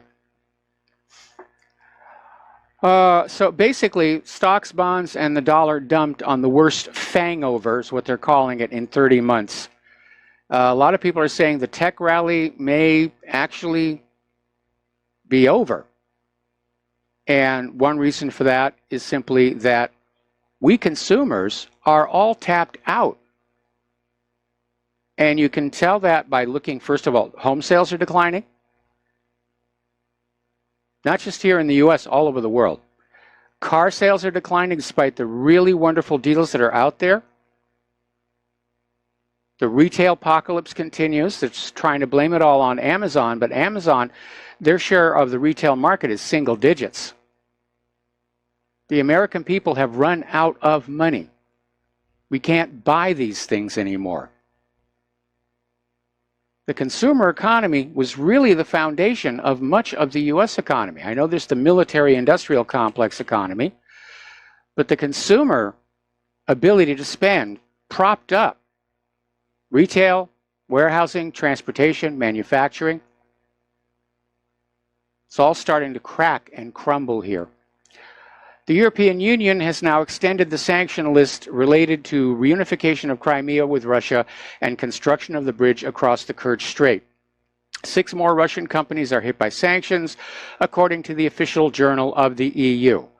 And the sanctions were introduced against Institute Gipro Stroimost, Mostos Rest, VAD, Stroygazmontaz, Stroygazmontaz Most, and Zali Shipyard. And these measures come into force basically today. Now, Russia is not going to give Crimea back. It would be seen as an incredible sign of weakness. And more importantly, Russia, of course, is very angry at the continued allegations that they somehow stole Crimea when that is not what happened. Following the U.S.-backed coup d'etat that ousted the legitimate government of Yanukovych and installed President Chocolate, the Crimeans held a referendum to secede, which is their right under the Universal Declaration of Human Rights. They then held a second referendum to merge with the Russian republics. That's what happened. And now the integration with the Russian republics is pretty much complete. They're all hooked up. They're plugged into the economy. They've got that brand new bridge. It's a done deal. Russia's not going to go back on that. Russia, probably like Iran, is looking for a way to conduct business without having to go through the United States. We had a caller here the other day who really said it. There's a big wide world out there that is not the United States and not the EU. And they could just all agree to do business with each other and just let the EU and the United States stagnate, which is exactly what is going to happen. Because Donald Trump, with all of these sanctions and tariffs, he's isolating us from the rest of the world. Not just economically, but politically. These other countries are getting tired of being bullied by the United States. Now, here's a good example of what I mean by the consumer economy is falling. And it's a story about an injured Amazon worker, Shannon Allen. And she was working in the DFW 7 Fulfillment Center in Hazlet, Texas. And she says the conditions were brutal, authoritarian-style surveillance of workers, and management demands to maintain very hectic rates of speed that lives to accidents. And apparently she was injured twice at the same workstation, and she was basically let go and faces homelessness. There are people working at Amazon who are having to live out there in their cars because they can't afford rent. Just like there are people who work at Google, people who actually have a full-time job at Google, and they're still living in their cars. How is this in any way, shape, or form a good economy or a great nation? When you have these ultra-billionaires in their palaces, and the people who worked to make them billionaires are living in cars or worse. The wealth inequality is a big problem in this country. And I'm not talking about the possibility of a revolution, although that's obviously what happened in France. I'm talking about the fact that with all the money concentrated at the very top, the economy is going to break down. The economy needs a recycling system where money that is accumulated at the top by the wealthy is siphoned off and finds its way back down to the bottom in decent wages and salaries so it can be pumped back into the economy to keep it going. Now, before corruption ruled the earth, the way it worked was taxation on the wealthy, taxation on companies. But that has now shifted. The tax burden has been shifted to ordinary working people. The ultra-wealthy got a huge tax break from Trump. Businesses got a huge tax break from Trump. And the burden is now falling on the American people. Wages and salaries are being pushed downward. We've got companies out there screaming about a $15 minimum wage and how it's going to ruin them. I might have to sell one of my yachts if I give up that $15 an hour. You know, I deserve that yacht. You have no idea how hard all those other people worked to buy me that yacht.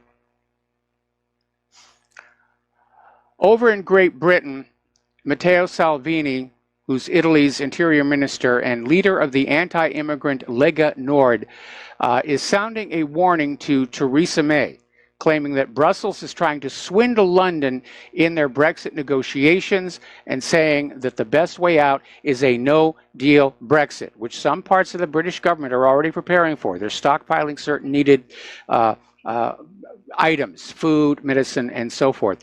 And Salvini is urging Theresa May, just pull out of the talks. Because on some principles, there's no need to be flexible, and you shouldn't be going backwards. Now, the problem, of course, is that Theresa May is a closet remainer. She wants to find a way for Brexit to exist in name only. Oh, yes, we're a free Great Britain again here, and, you know, pay no attention to the rattling of our chains still holding us to Europe. That's her agenda. Apparently, Peter Mendelsohn came out today with a comment attacking Brextremists as nationalists who hate foreigners and claims they are not patriots if they support leaving the EU. We got to take a break for commercials. We'll be right back. And aloha, America. Welcome back to our show here.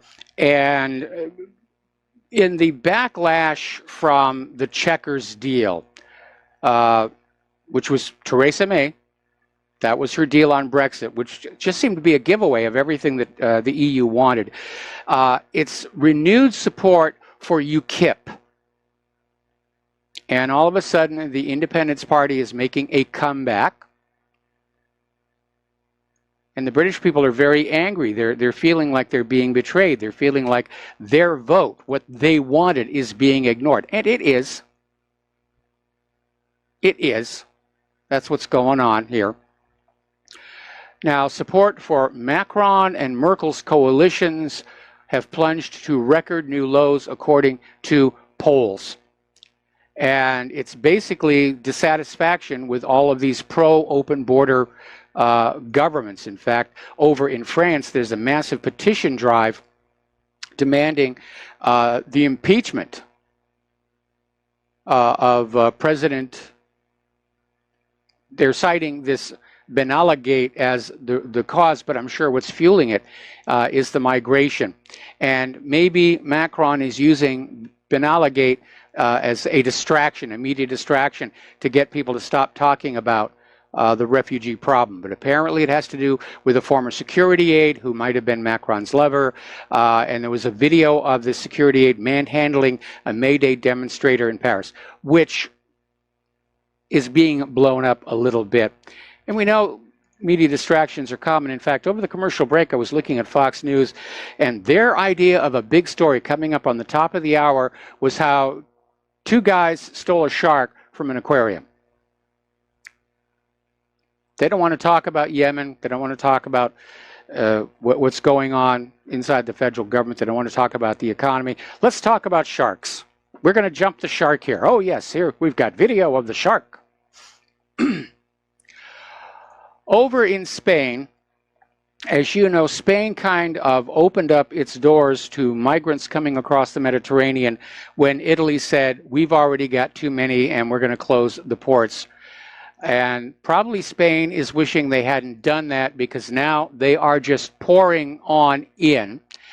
And Spain's Interior Ministry, headed by Fernando Grand Marlaska, has had to approve several emergency contracts to establish a unit based in the Bay of Algeciras, Cadiz, to assist illegal immigrants on arrival. This is going to cost the Spanish taxpayer millions and millions. In fact, 3.5 million euros to pay for the migrant emergency they themselves created.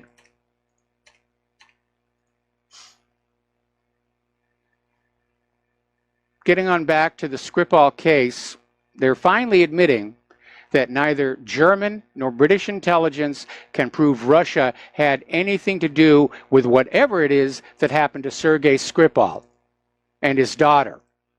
And they're now being held in the British equivalent of the witness protection system. So they can't talk to anybody. I still think they had seafood poisoning. I think that's what happened. All right, we're going to take a break. Back with Hour 3 after these few words. And aloha, America. Welcome back to our show. Hour number 3. The phone lines are open, 800-313-9443. Now, as you probably have heard in the past, I'm not happy with Spectrum, who is our cable TV and internet provider. They took over from Oceanic Time Warner. And we're paying for 300 megabits per second download speed. Uploads are always slower. It's biased that way. For all the providers are the same way. And I've never gotten it. And a lot of people are starting to complain, and you probably recall that New York actually sued Spectrum for false advertising, for advertising these high internet speeds into the home and charging for them, but failing to deliver. Well, apparently New York regulators have had enough, and they've given Charter Communications 60 days to come up with a plan to exit the state. New York wants a different cable franchise in there. Now, Charter markets its products under the Spectrum banner, and it's the state's leading cable, internet, and telephone provider. But the State Public Service Commission has given the company its walking papers, accusing Charter of failing to live up to its promise to expand high-speed internet offerings in less densely populated areas of the state. So I'm glad that somebody is standing up to these cable companies. And again, a lot of people are starting to cut that cable in favor of on-demand streaming. So they're not paying for TV shows they don't watch, like everything that's on CNN. And if we could find a different way to connect to the internet, we'd probably end our relationship with Spectrum as well, because of the quality of the internet service. The speed is just not there. All right, if you've been watching the news, you probably know there are major wildfires all over our country, from Texas to Oregon. And 5 people are now known to be dead, 2 of them children, 17 missing, tens of thousands evacuated as the Carr Fire, C-A-R-R, destroys 84,000 acres, an area 3 times bigger than the city of San Francisco. And the fire is being fed by strong winds. Only 5% of the blaze is contained. And that's always a big situation. When you've got all that dry brush and a heavy wind, those fires can get out of control. Now, of course, the global warming people are out there screaming that, see, this proves the earth is warming, and these are the horrible dangers we face if we don't all bow down and worship Al Gore. But what's really going on here is the neglect of our nation is coming back to haunt us, because a normal part of the state government's work is to maintain what are called fire breaks. These are dirt roads that are bulldozed through the forests at regular intervals. And basically they're placed so that fire comes up to one side and stops. But because states are broke and in debt, the budgets for maintaining the fire breaks have been cut in many states. And so the brush is just growing wild. The fire breaks are now overgrown and they no longer work. So that's really what's going on here. For those of you with a more religious orientation, doesn't it look like somebody up in the sky is punishing the United States for all these wars that we're waging on all these other countries?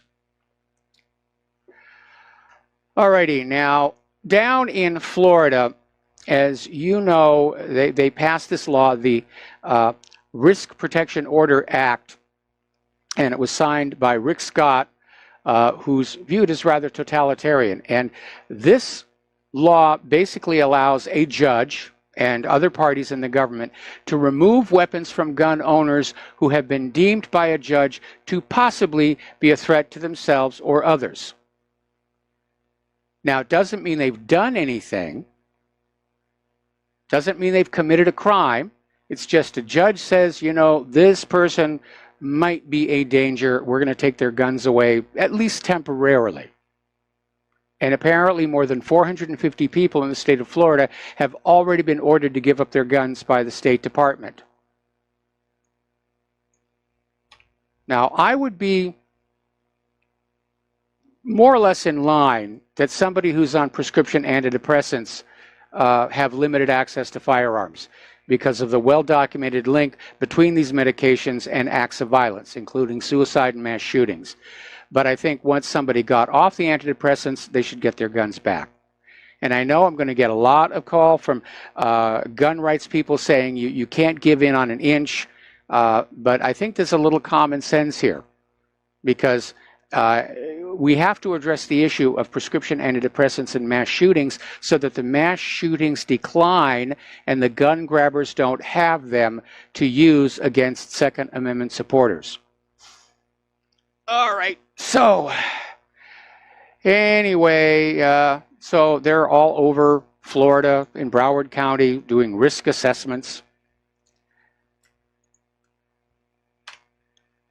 Now, the other direction, of course, has got everybody up in arms, and that is that owing to a recent court settlement, as of midnight tonight, you will be able to download 3D printer data files for plastic guns. The first one was called the Liberator. It's a very simple one-shot pistol. It's named for the very simple one-shot pistols that were airdropped to resistance fighters behind enemy lines in World War II. And the plan there was you'd take this one pistol, you'd kill a German guard or soldier, you'd take their superior weapons, and then you'd be off and running. And that's the origin of the name. And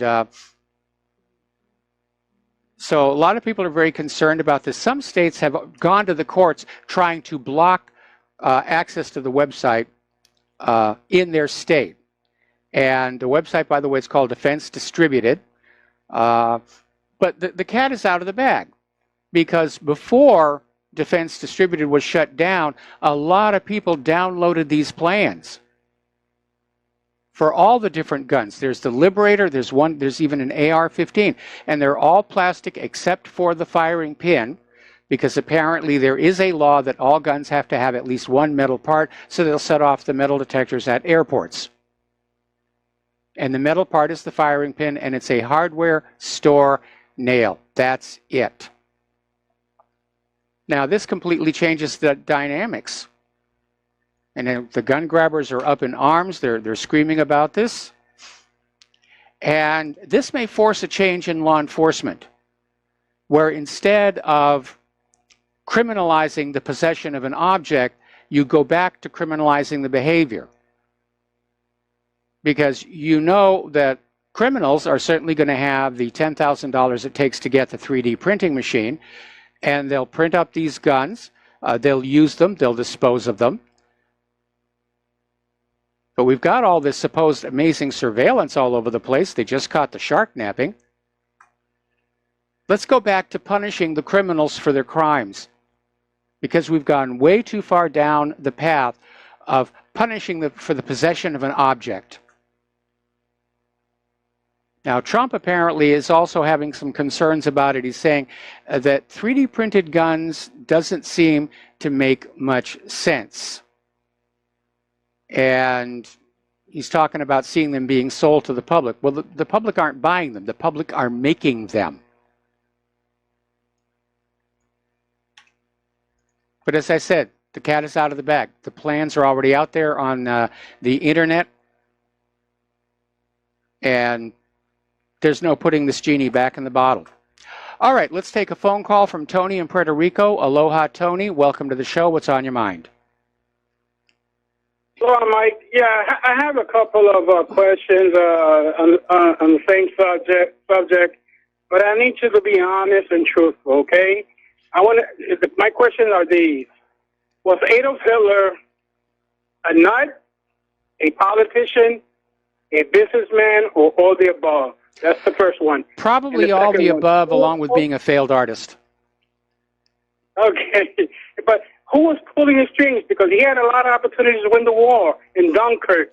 He could have marched straight to Moscow. He had opportunities to win the war. Who was pulling the strings? Joe Kennedy? Who was pulling the strings? Hang on, Tony. Let me answer your question.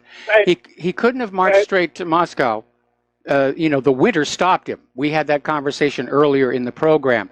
The reality is that Nazi Germany did not actually have plans initially to go into Great Britain. They basically wanted to bring all of Europe under the Nazi banner, and their plan was to stop. It wasn't until that Great Britain basically declared war on Germany that they then had to go with the Battle of Britain, which they lost that one as well. Yeah, but he would have won. If he would have taken Dunkirk, he would have won the war, Mike.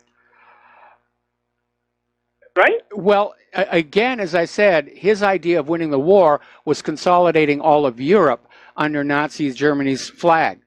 He wasn't interested initially in Great Britain. Germany, basically Great Britain declared war on Germany, and that's when hostilities broke out. So from the Nazis' point of view, once they marched into Paris, they had won pretty much what they wanted. Then, of course, they had setbacks in the Africa Corps and certainly going into Russia. And by the time the United States came into the war, really the heart of the German army had already been wiped out at Stalingrad. And it was just a case of pushing them back until finally Hitler either committed suicide or he shot a double and fled to South America. And Admiral Dönitz, who'd been in command of the U-boat force, temporarily took over as Führer to basically go through the process of surrender. So no big banker was pulling the strings, in other words. Oh, there were a lot of big bankers pulling his strings, and a lot of them were right here in the United States. You had banks, investors like Brown Brothers Harriman in New York, bankrolled Hitler's rise to power. They were expecting to make a lot of money off of this guy. And of course, as soon as war broke out between the U.S. and Germany, Roosevelt hit all of these U.S. bankers with the Trading with the Enemies Act, partly as revenge for that attempted coup d'etat that was stopped by Major General Smedley Butler. Okay. Thank you, Mike. All right. Thanks an awful lot. We're going to let you go. The phone lines are open.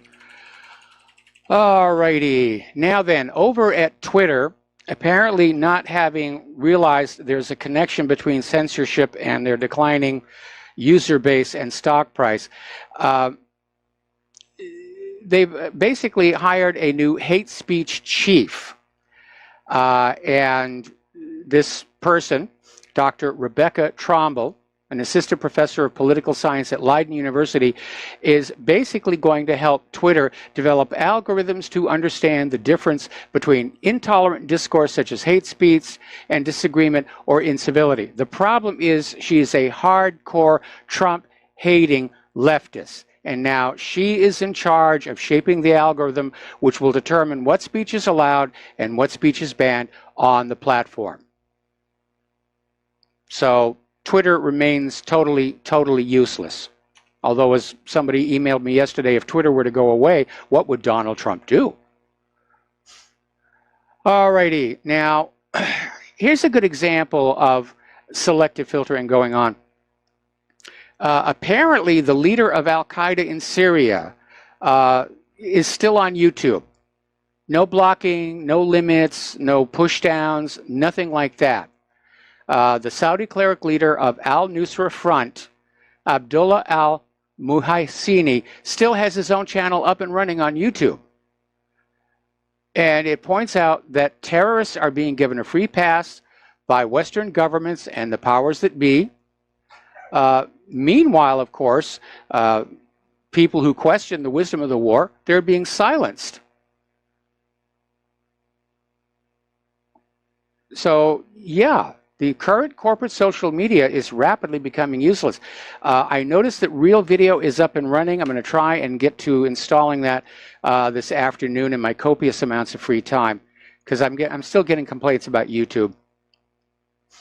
Now, Amazon, despite the recent embarrassment where somebody did a test of a facial recognition system, and they scanned all the faces of the members of Congress and used facial recognition against a database of known criminals, and they got 28 matches. And no, these members of Congress were not those criminals. Members of Congress are criminals in general, but they were false positives. And despite this, Amazon says they're going to continue selling that same system to police. Now, here is the problem. How many innocent Americans are going to be inconvenienced, possibly arrested, because of this technology's lack of reliability? Remember the story we did last week about this woman where a cop found her vitamin pills in the car, said, "I think these are drugs." He did a field test with a test kit notorious for false positives, got the false positives, and she sat in jail for 5 months until the police lab finally got around to verifying that, yes, indeed, those were just vitamin pills. Along with police brutality and the abuse of civil forfeiture, police are becoming overly dependent on the tech. They believe what these systems are telling them. They're not thinking for themselves anymore. That's a dangerous situation. When you surrender your own intellectual process to a device, you lose some part of you that makes you a human being, and you become just a tool. Now, the U.S. Department of Defense has signed an $885 million artificial intelligence contract with Booz Allen. And the Department of Defense is saying they're going to use this artificial intelligence system to automate mundane tasks and augment the work of military members. Now, the technology will allow the Defense Department to better compete with nations including China and Russia. Now, here's my concern. aside from the fact that it's another $1 billion that could easily turn into a boondoggle project. We ran a story last week about how there is actually a diagnostic system in use in hospitals that uses IBM's Watson, and it turned out to be producing faulty diagnoses and bad recommendations. And when they investigated, when IBM investigated, they discovered the problem was that because of patient privacy laws in this country, they couldn't get actual real patient data to teach the AI with. So they basically simulated a whole bunch of patient files. And the AI learned what it knows about medicine from these simulated files, which turned out to be wrong. So how are they going to train this AI at the Department of Defense? I mean, are we really that close to Skynet? Over in Switzerland, Switzerland's top cop, if you will, says that Microsoft has gone way too far in abusing people's privacy. And the Federal Commissioner for Data Protection, Jean-Philippe Walter, told Le Temps on Sunday that he was prepared to take Microsoft to court if it does not alter its privacy policy for Windows 10.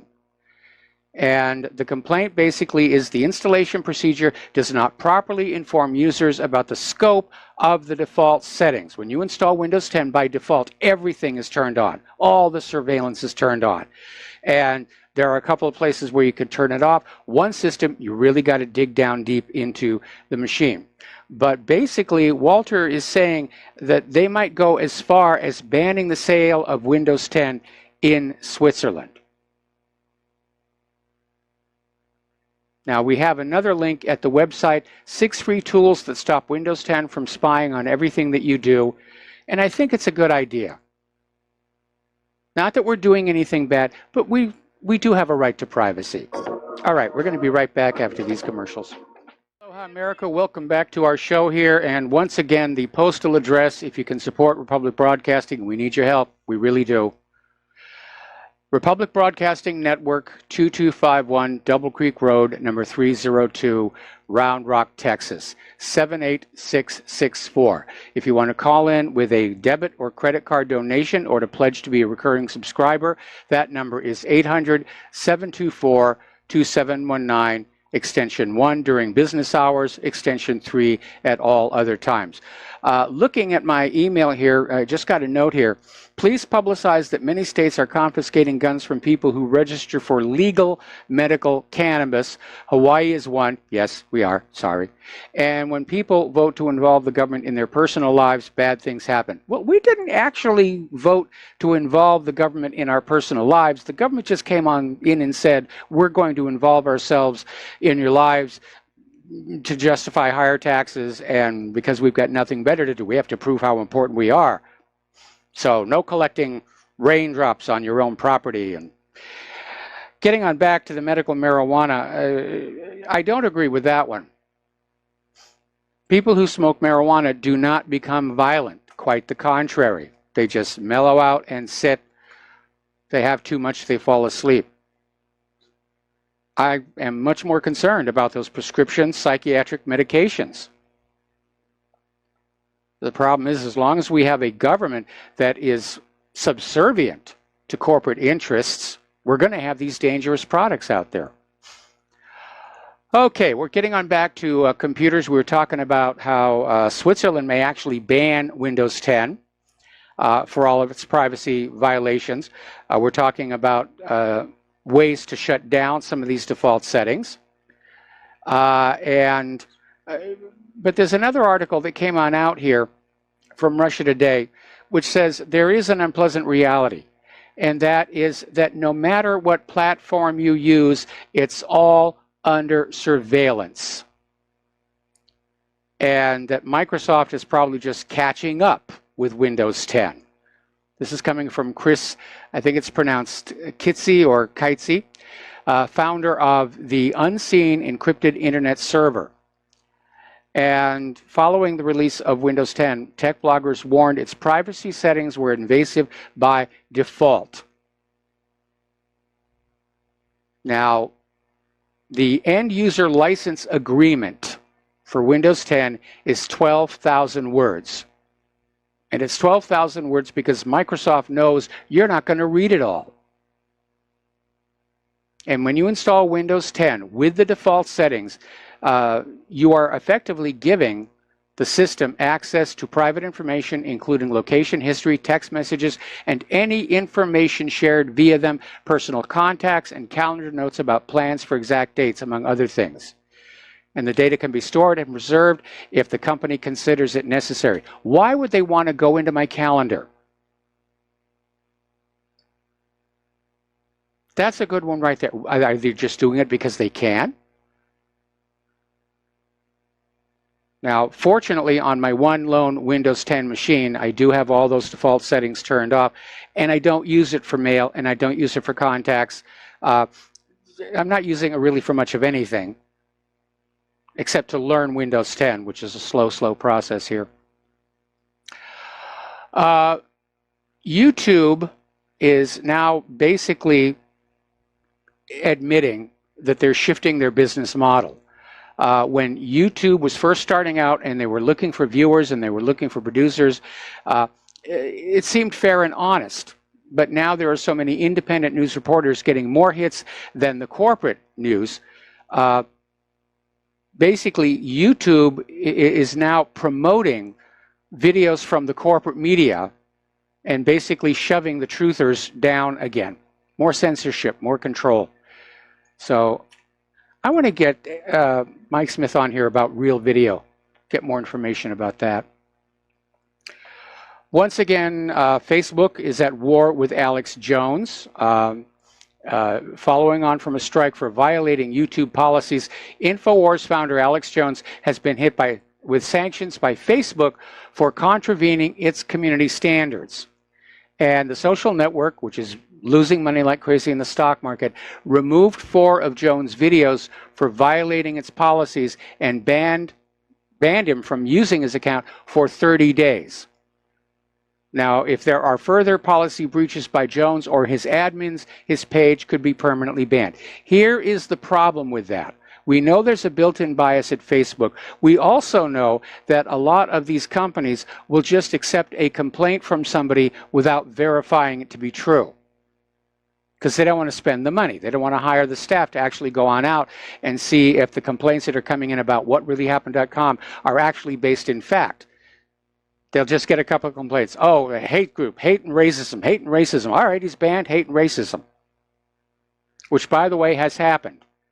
On certain systems, I am now blacklisted for the categories of hate and racism. We got to take another break for commercials. We'll be right back. And aloha, America. Welcome back to the show. And getting on back to Alex Jones, as you know, he's also dealing with this lawsuit brought by some of the Sandy Hook parents against both him and Wolfgang Halbig. And they're going through pretrial hearings right now, trying to get the case dismissed. And this is going to be one to watch because it's signaling this effort to basically use lawfare to silence those who are trying to get the truth out. Even if they don't win the lawsuit, they can bankrupt somebody just with the legal fees.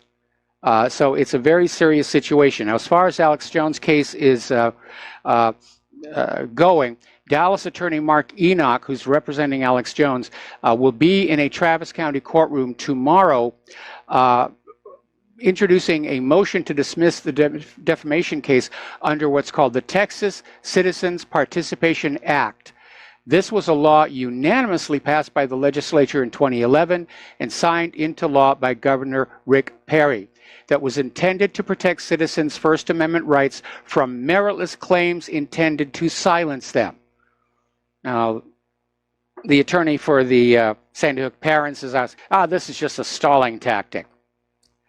And that the suit is basically, Enoch is saying the suit is a strategic device to silence Jones as well as anyone else who refuses to accept what the mainstream media and government tell them and prevent them from expressing any doubt or raising questions. That's exactly what it is.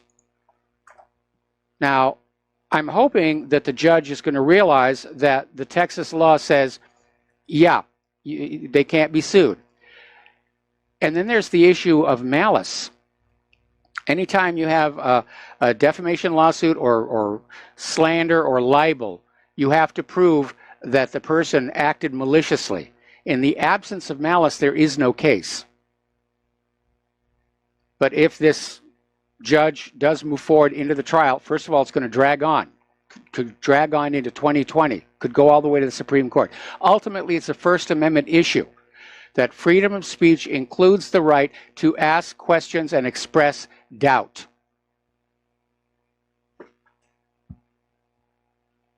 So, apparently, on June 28th of this year, the Supreme Court denied a petition by Silk Road founder Ross Ulbricht that would have forced the court to address where government surveillance and the Fourth Amendment intersect online. And this 34-year-old Ulbricht, who is currently serving a double life sentence for a nonviolent crime, petitioned the court to review his case, specifically whether the evidence used to arrest and convict him was seized constitutionally or not. The evidence in question was obtained through warrantless government surveillance of the wireless router in his private home. And the court's refusal to review the case affirms an outdated legal precedent that effectively nullifies the Fourth Amendment in the age of the internet. And of course, we know that the current government has no interest in the Fourth Amendment, or for that matter, anything in the Bill of Rights. What did George Bush call the Constitution? A blankety-blank piece of paper? Which shows how little he knows. It's actually parchment. Now, Russia has passed a law that says any company that is collecting personal information from Russian citizens are obliged to store that data inside Russia. And the supporters of the law cite security reasons. You know, opponents are seeing it as an infringement of freedoms. Now, I don't know where those opponents are coming from, because data is data is data, and the servers can be anywhere in this virtual world. But I can imagine that there are interested intelligence agencies who would like to have unfettered access to the servers, which is going to be much easier in countries outside of Russia. Because I imagine Russia is going to be keeping a very, very close eye on these companies, especially after what happened with all these privacy breaches with Facebook and Cambridge Analytica. Now, reversing that trend, Kaspersky Lab, which has been trying to defend itself from accusations that it uses its antivirus software to spy on people, is now moving their data center from Russia to Switzerland, where it's easier for people to come on in. Kaspersky has offered to show the source code for what they do to anybody who wants to take a look. So far, nobody wants to take a look because the job here is to smear Kaspersky and the Russians. Don't distract us with the facts here. We've got a job to do. Over at Dixon's car phone, they're now fessing up to the fact that their data breach was actually much, much worse than originally reported. Originally, they claimed 1 million records had been compromised. Last month, the company announced that 5.9 million customer bank card details and 1.2 million personal data records had been hacked all the way back in 2017 and went unnoticed. Basically, the company has now backtracked and said that the total customer records that have been accessed was 10 million. And the major data breach involved shoppers at Curry's PC World and Dixon's Travel. But people there are saying doesn't seem to be any sign of a related fraud. Well, somebody's collecting together all this information for some reason. Maybe it's just NSA justifying their paychecks or something. But something that you need to be very careful about, and we just had this happen to us a little while ago, is that miscreants will do what's called a ding on your credit card, where they won't empty your credit card account. That's too obvious. What they'll do is they'll hit your credit card for like $2. and it'll be in some innocuous name. And most people looking at their credit card statement, they'll go down, down, down, down. They'll skip over a $2 entry. They're not paying attention. So somebody who got 10 million customer records from one of these servers, if they go on out and they ding 10 million credit cards for $2 a piece, you can see how profitable that this would be. So my advice to you is, if you're still using credit cards, you got to check that bill very, very carefully every month, because it's a serious, serious situation.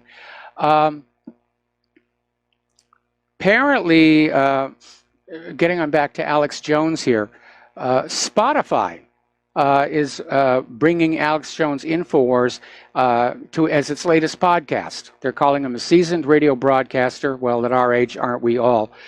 And this is happening even as YouTube is pulling down InfoWars and Facebook is suspending Alex Jones. But Spotify, no problems.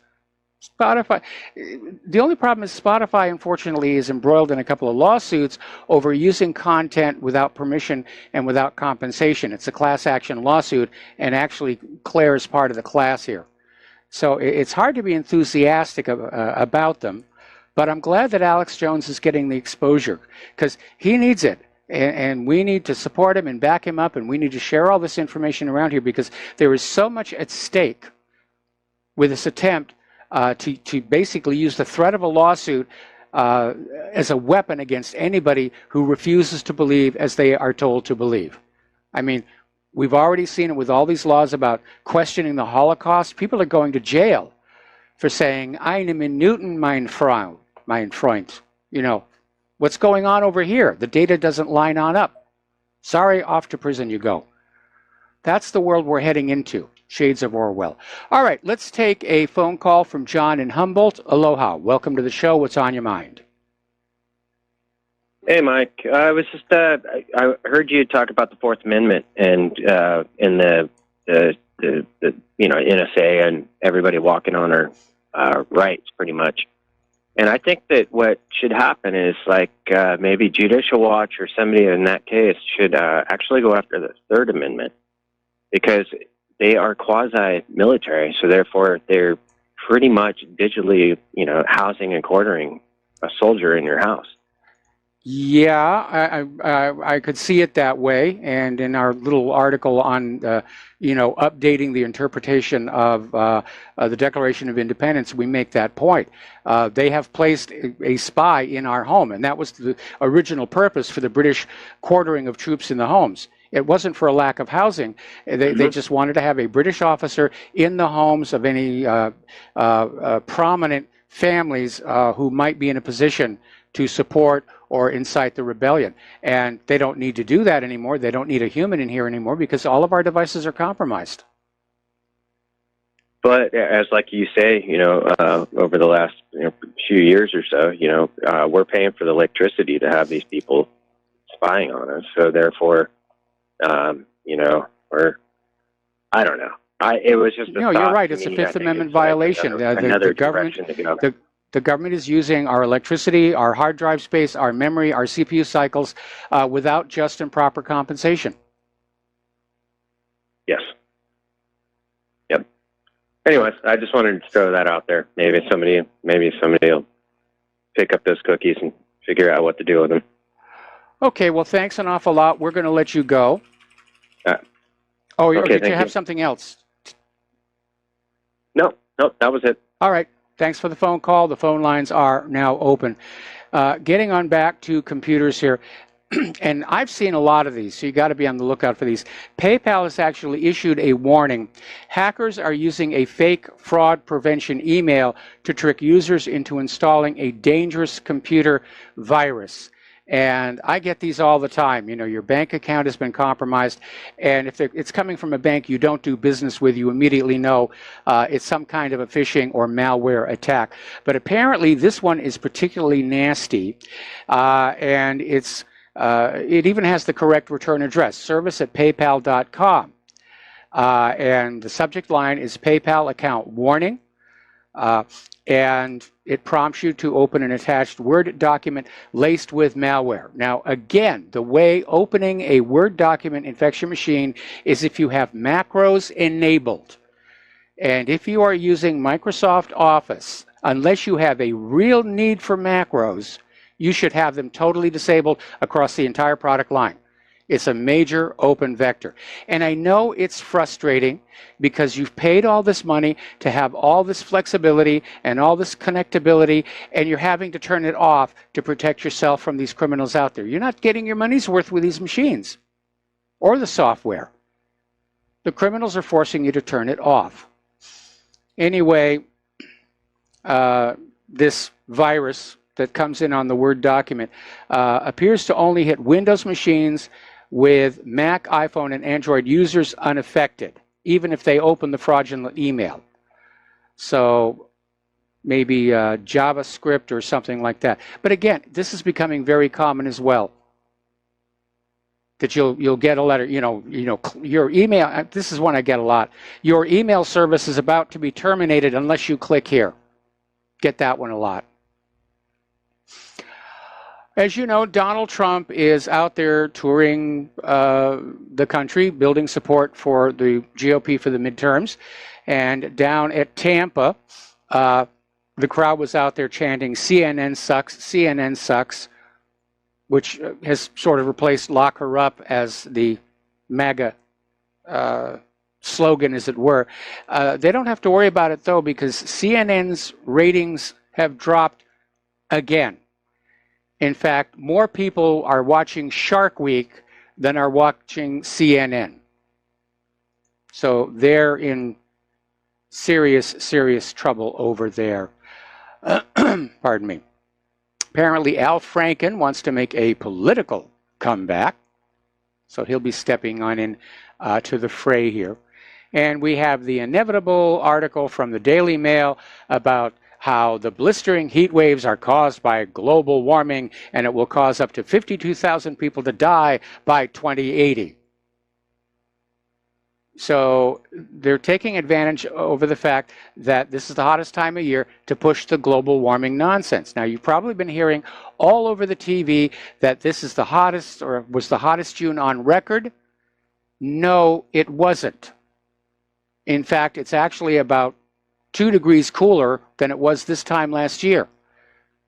They're just putting this stuff out there and insisting it's their First Amendment right to lie to the people, because that's why we make the big bucks. And certainly back in, I think it was 1936, it was a lot hotter. But they're still pushing this nonsense. Now, down on the Big Isle, today marks 89 days since the first fissure opened in Leilani Estates. And this is now officially the longest eruption since they began keeping records down there on the Big Island. The lava is still coming out of Fissure 8, still pretty much going where it's been going, off to the edge of the ocean. We keep seeing these collapse events up at the Kilauea crater, and the last one produced the equivalent of a 4.0 earthquake. Interestingly enough, the city of Volcano, which is very, very close to Kilauea, hence the name Volcano, they're starting to get aggressive about luring tourism back, and they're putting up a website, and they're going to try and do some promotion. The way the corporate media has presented the Hawaii eruption makes it sound like the entire state, or at least the entire island, is engulfed in molten lava. That is flat out simply not true. And Volcano is trying to basically get word on out that most of the Big Island is still fine. In fact, now's the time to come and see the volcano from a safe distance, emphasis on that one.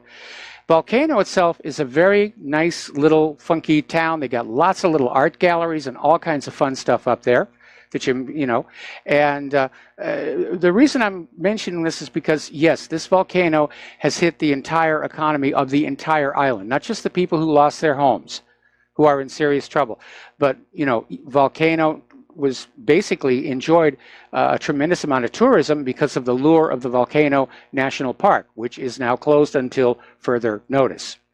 So, yeah, we need to get the tourists to go on back there. I mean, personally, I'd love to go down and see the volcano. I mean, I've seen the volcano in a minor eruption. I'd like to see this one. All right, we're going to take another break for commercials. In fact, the last break of the show.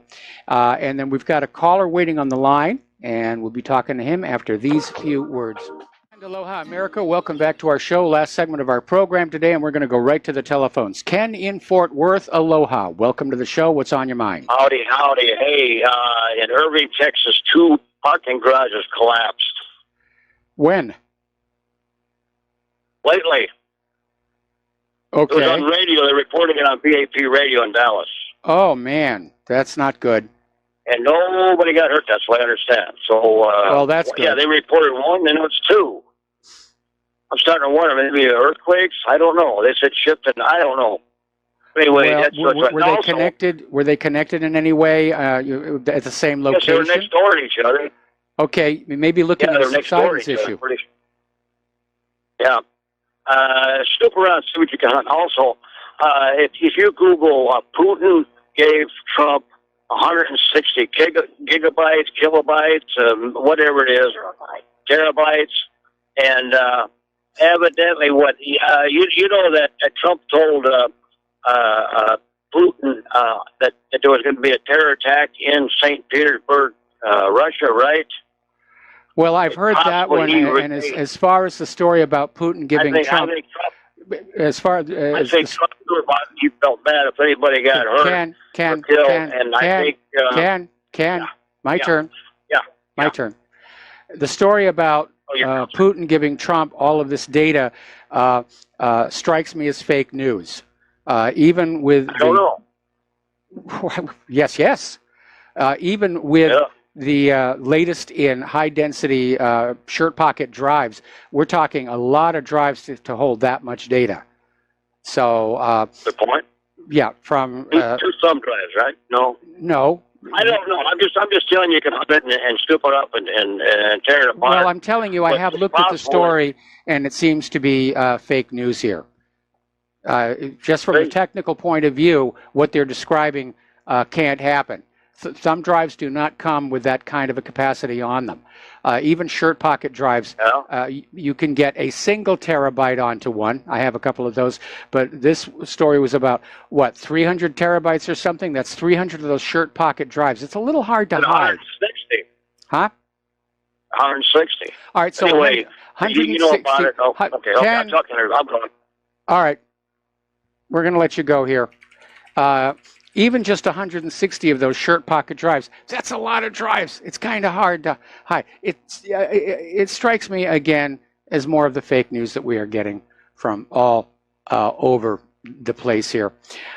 All righty. Well, apparently out in Colton, California, a youth pastor, Malo Victor Monteiro, has been arrested on suspicion of numerous felony charges related to sexual assault on juveniles. And apparently, according to Wildomar police, they received a report of lewd acts that had allegedly been committed by the youth pastor in June.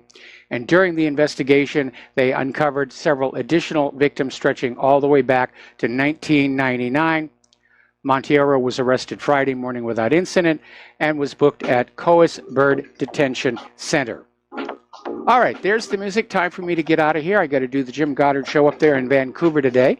Stay tuned for John Stedmiller. I'm sure he's got lots to share with you. Please take what you learn here, especially about the wars, especially about the political corruption.